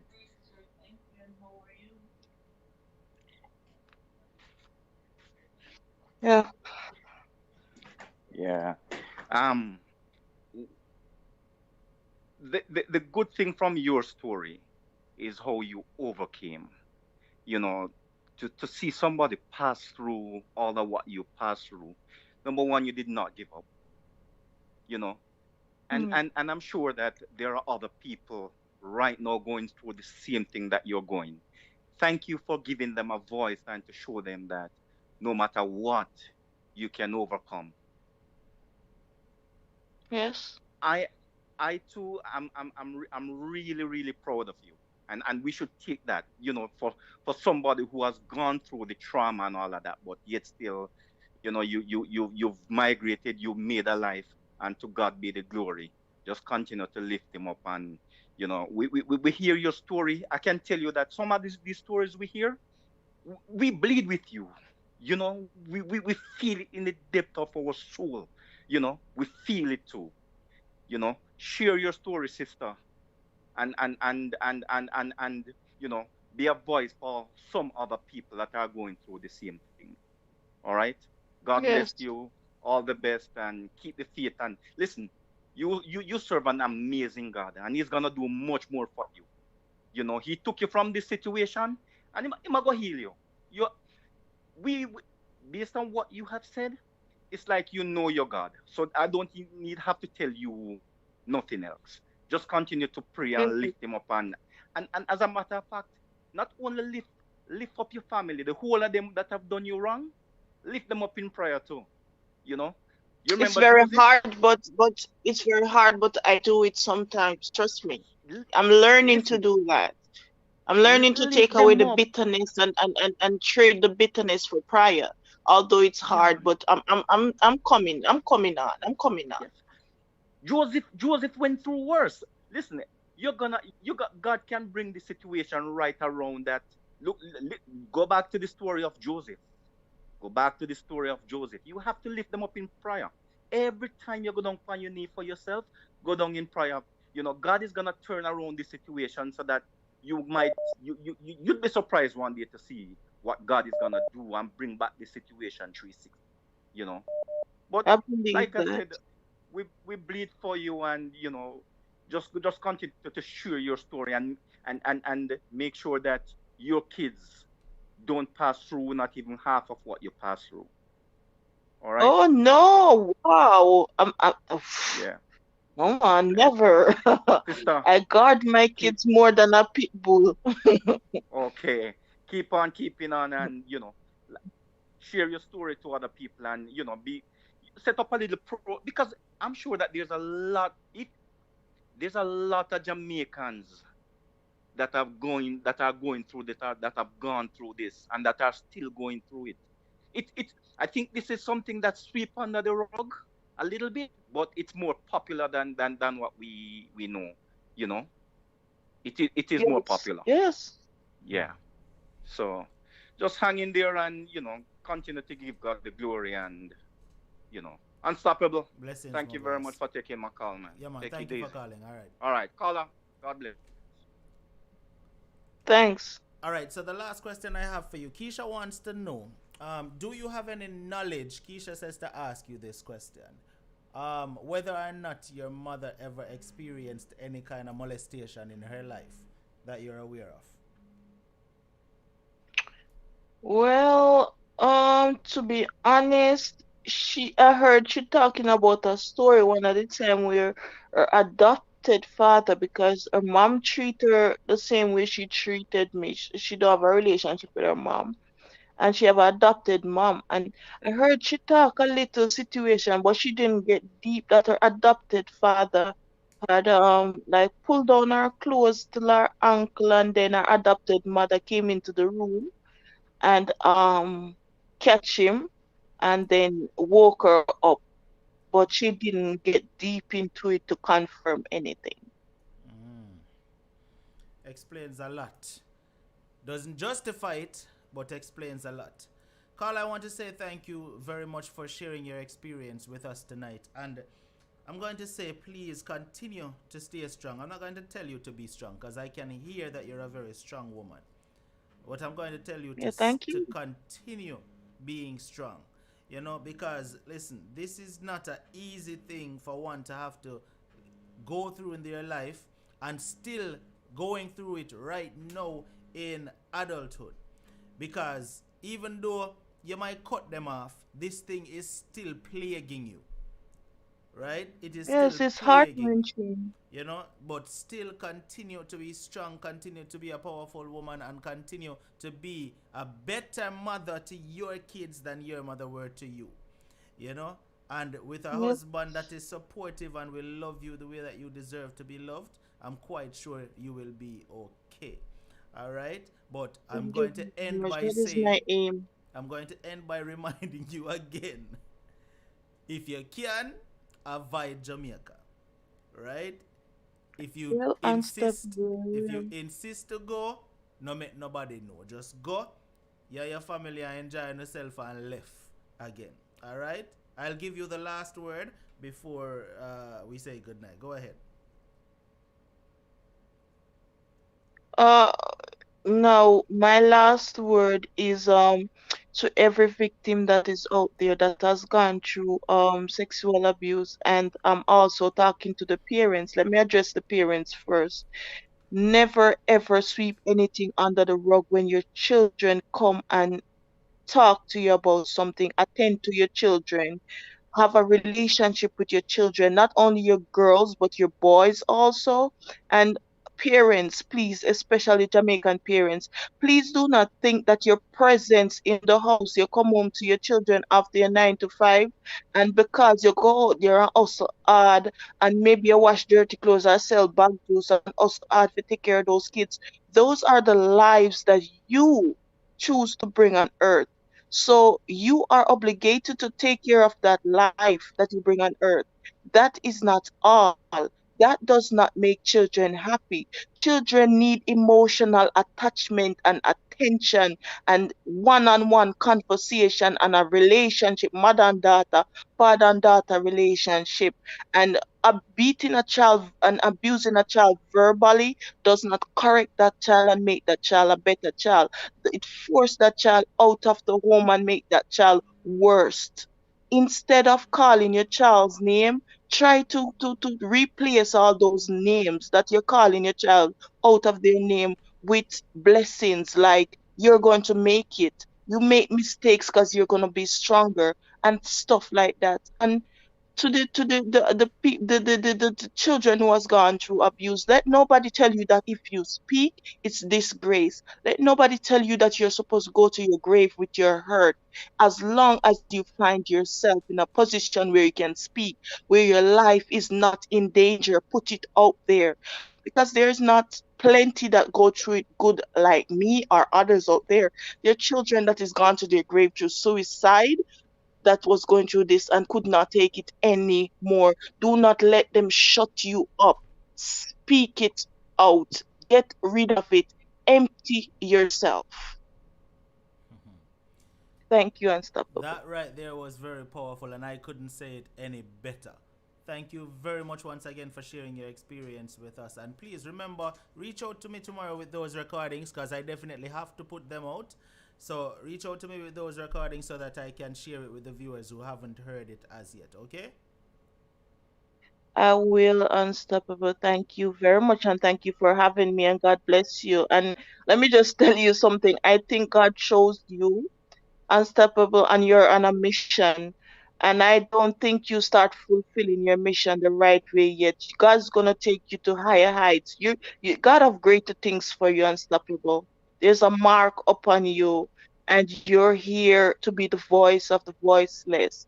And I pray that God will give you strength, and I pray that He will continue to make you put this program on air every single 2 times in the week. You put it out there, right? I pray God will give you strength that you never give up and give you strength to do your passion. And thank you very much for having me. Bye bye. Thank you. Have a blessed night. All right? Okay, bye bye. All right, viewers, there you have it. Tonight's program. Boy, it's a sad, heart-wrenching one, but we just hope that the caller lives a very long, happy life despite, the sadness that she went through. She explained that she now has a very loving husband. That's a good thing. You understand? And she's a very good mother to her very own children. That's also a good thing, But I'm just fearful of the whole going to Jamaica thing. That's what I am fearful of right there. I want to say once again thank you to everyone who tuned in tonight. But before you come off of the live tonight, let me say this to you people. If you are out there and you have an experience that you would like to share, you can do so on this platform. If you want your voice to be heard, this is the platform to do so, right? The number is 876-420-3368. All you have to do is send a WhatsApp message to that number saying, Unstoppable, I have a story I would like to share. Once you send that to me, I will reach out to you and we can make it happen. All right? Listen, everybody has a story. It's something I've said over and over again.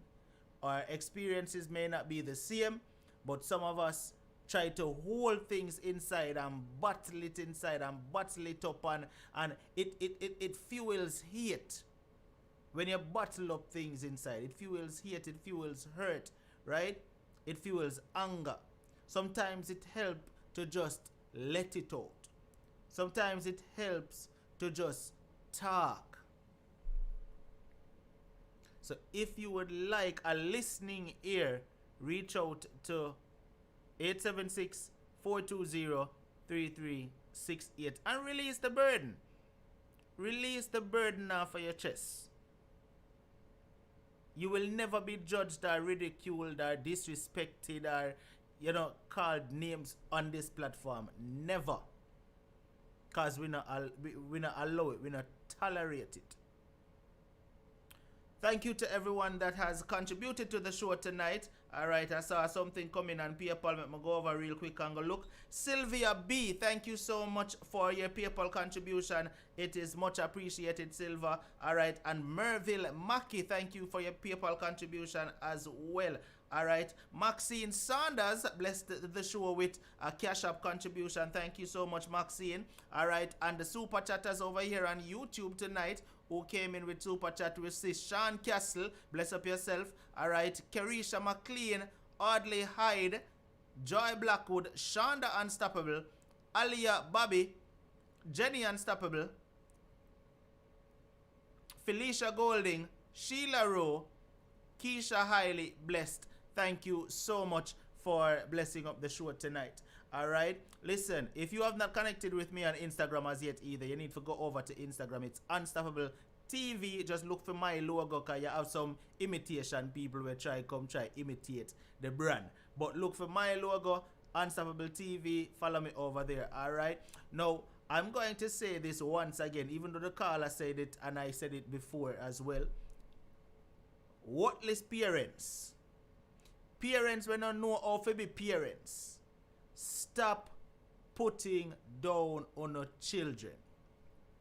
It is something I never liked. To hear a mother tell a child, you're coming just like your worthless papa. It is something I never liked to hear. It is another thing I never liked to hear was when mothers or parents telling them children them now come out to nothing. Don't ever put down your child. Do not ever put down your child. And the next thing that I'm going to point out, as a matter of fact, one of the things that the caller said in her experience tonight is that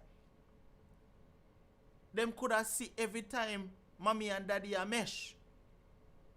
If you know in a one bedroom, I don't know, so you have 2, 3, 4 pitney in there, in the same one room, and you know what go do no meshing, you no go on in a bush.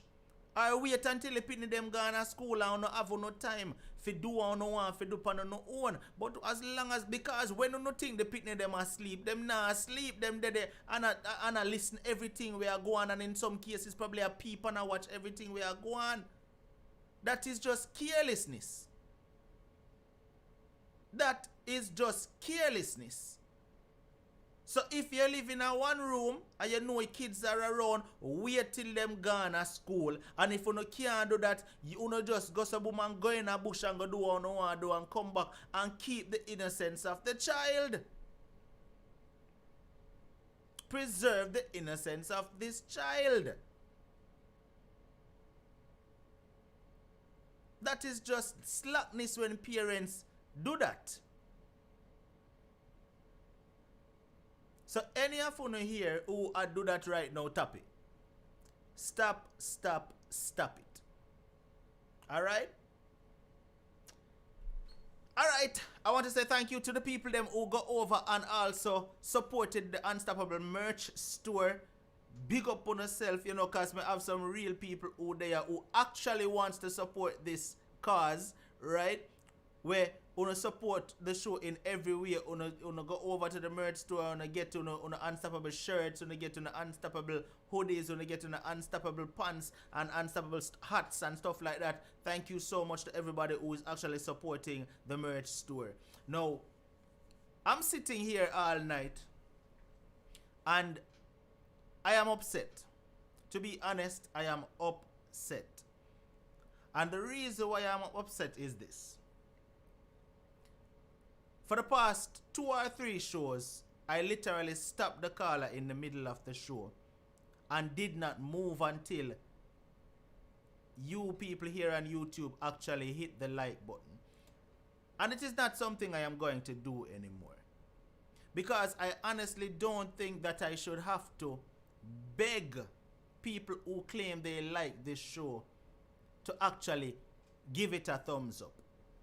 I don't think I should have to beg for that. The minute the show starts, I think that should be one of the very first thing that you do. Before the show even starts, as long as the notification come in on your phone, you should be able to just click the like button and wait for the show to start. But instead, I would have to stop and ask and say, please, get the likes up.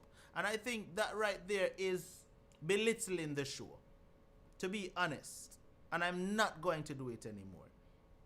I think that is belittling the show, and that is showing me that the majority are gonna come on each night, but are not willing to actually support the show with as simple as giving the show a thumbs up. And that tells me a lot. We got to 1,000 viewers on YouTube tonight and still did not have 500 likes at the time.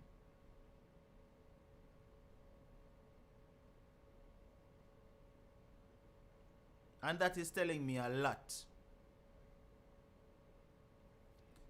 You have a lot of people who claim, then we say, oh, Unstoppable, I love your show. Oh, Unstoppable, your show is doing great things. Oh, Unstoppable, your program this, your program that. But deep down inside, a whole heap on the door wants to see the success of the show. To be honest. That is how I am feeling right now. That a lot of wanna say Unstoppable, your show is doing great things and I love your show, but deep down una don't want to see the success of the show.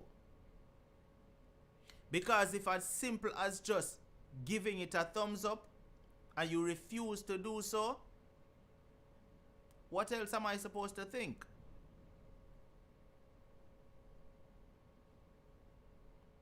And even as I'm talking right now, the like buttons, because I can see it, the like has not moved yet. Just to show you. Just to show you. I'm looking at the like button and it just moved. It just jumped by 2. It just jumped by 2 when I said that. I'm going to say this again. When you are watching the show on YouTube, to hit the like, to hit the thumbs up, you will not miss anything. All you have to do is press the X to the right underneath the video, close the chat, hit the thumbs up button, and then open the chat back up. You will miss not a thing. Thank you, Tafari. Tafari say a hypocrite them. Thank you very much. Me agree with that. You know? But, like I said, this will be the very last night I will ever do this. I will not beg anybody to show some support for a platform that you claim you love. I will not do it. If you feel like you don't want to hit the like button, then so be it. So be it. But this will be the last time I ask anybody just to give the video a thumbs up.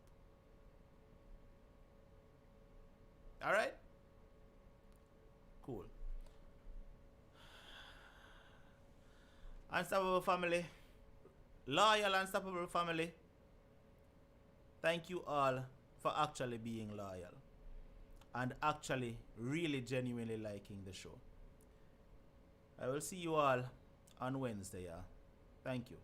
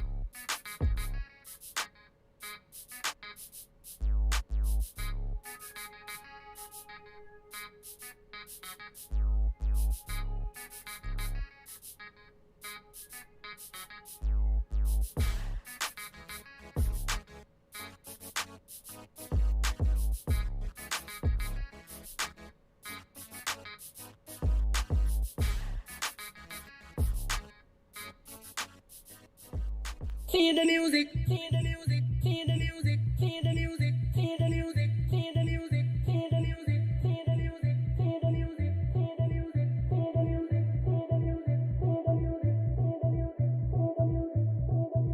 feed the music, feed the music, feed the music, feed the music, move your waistline, move your shoulders,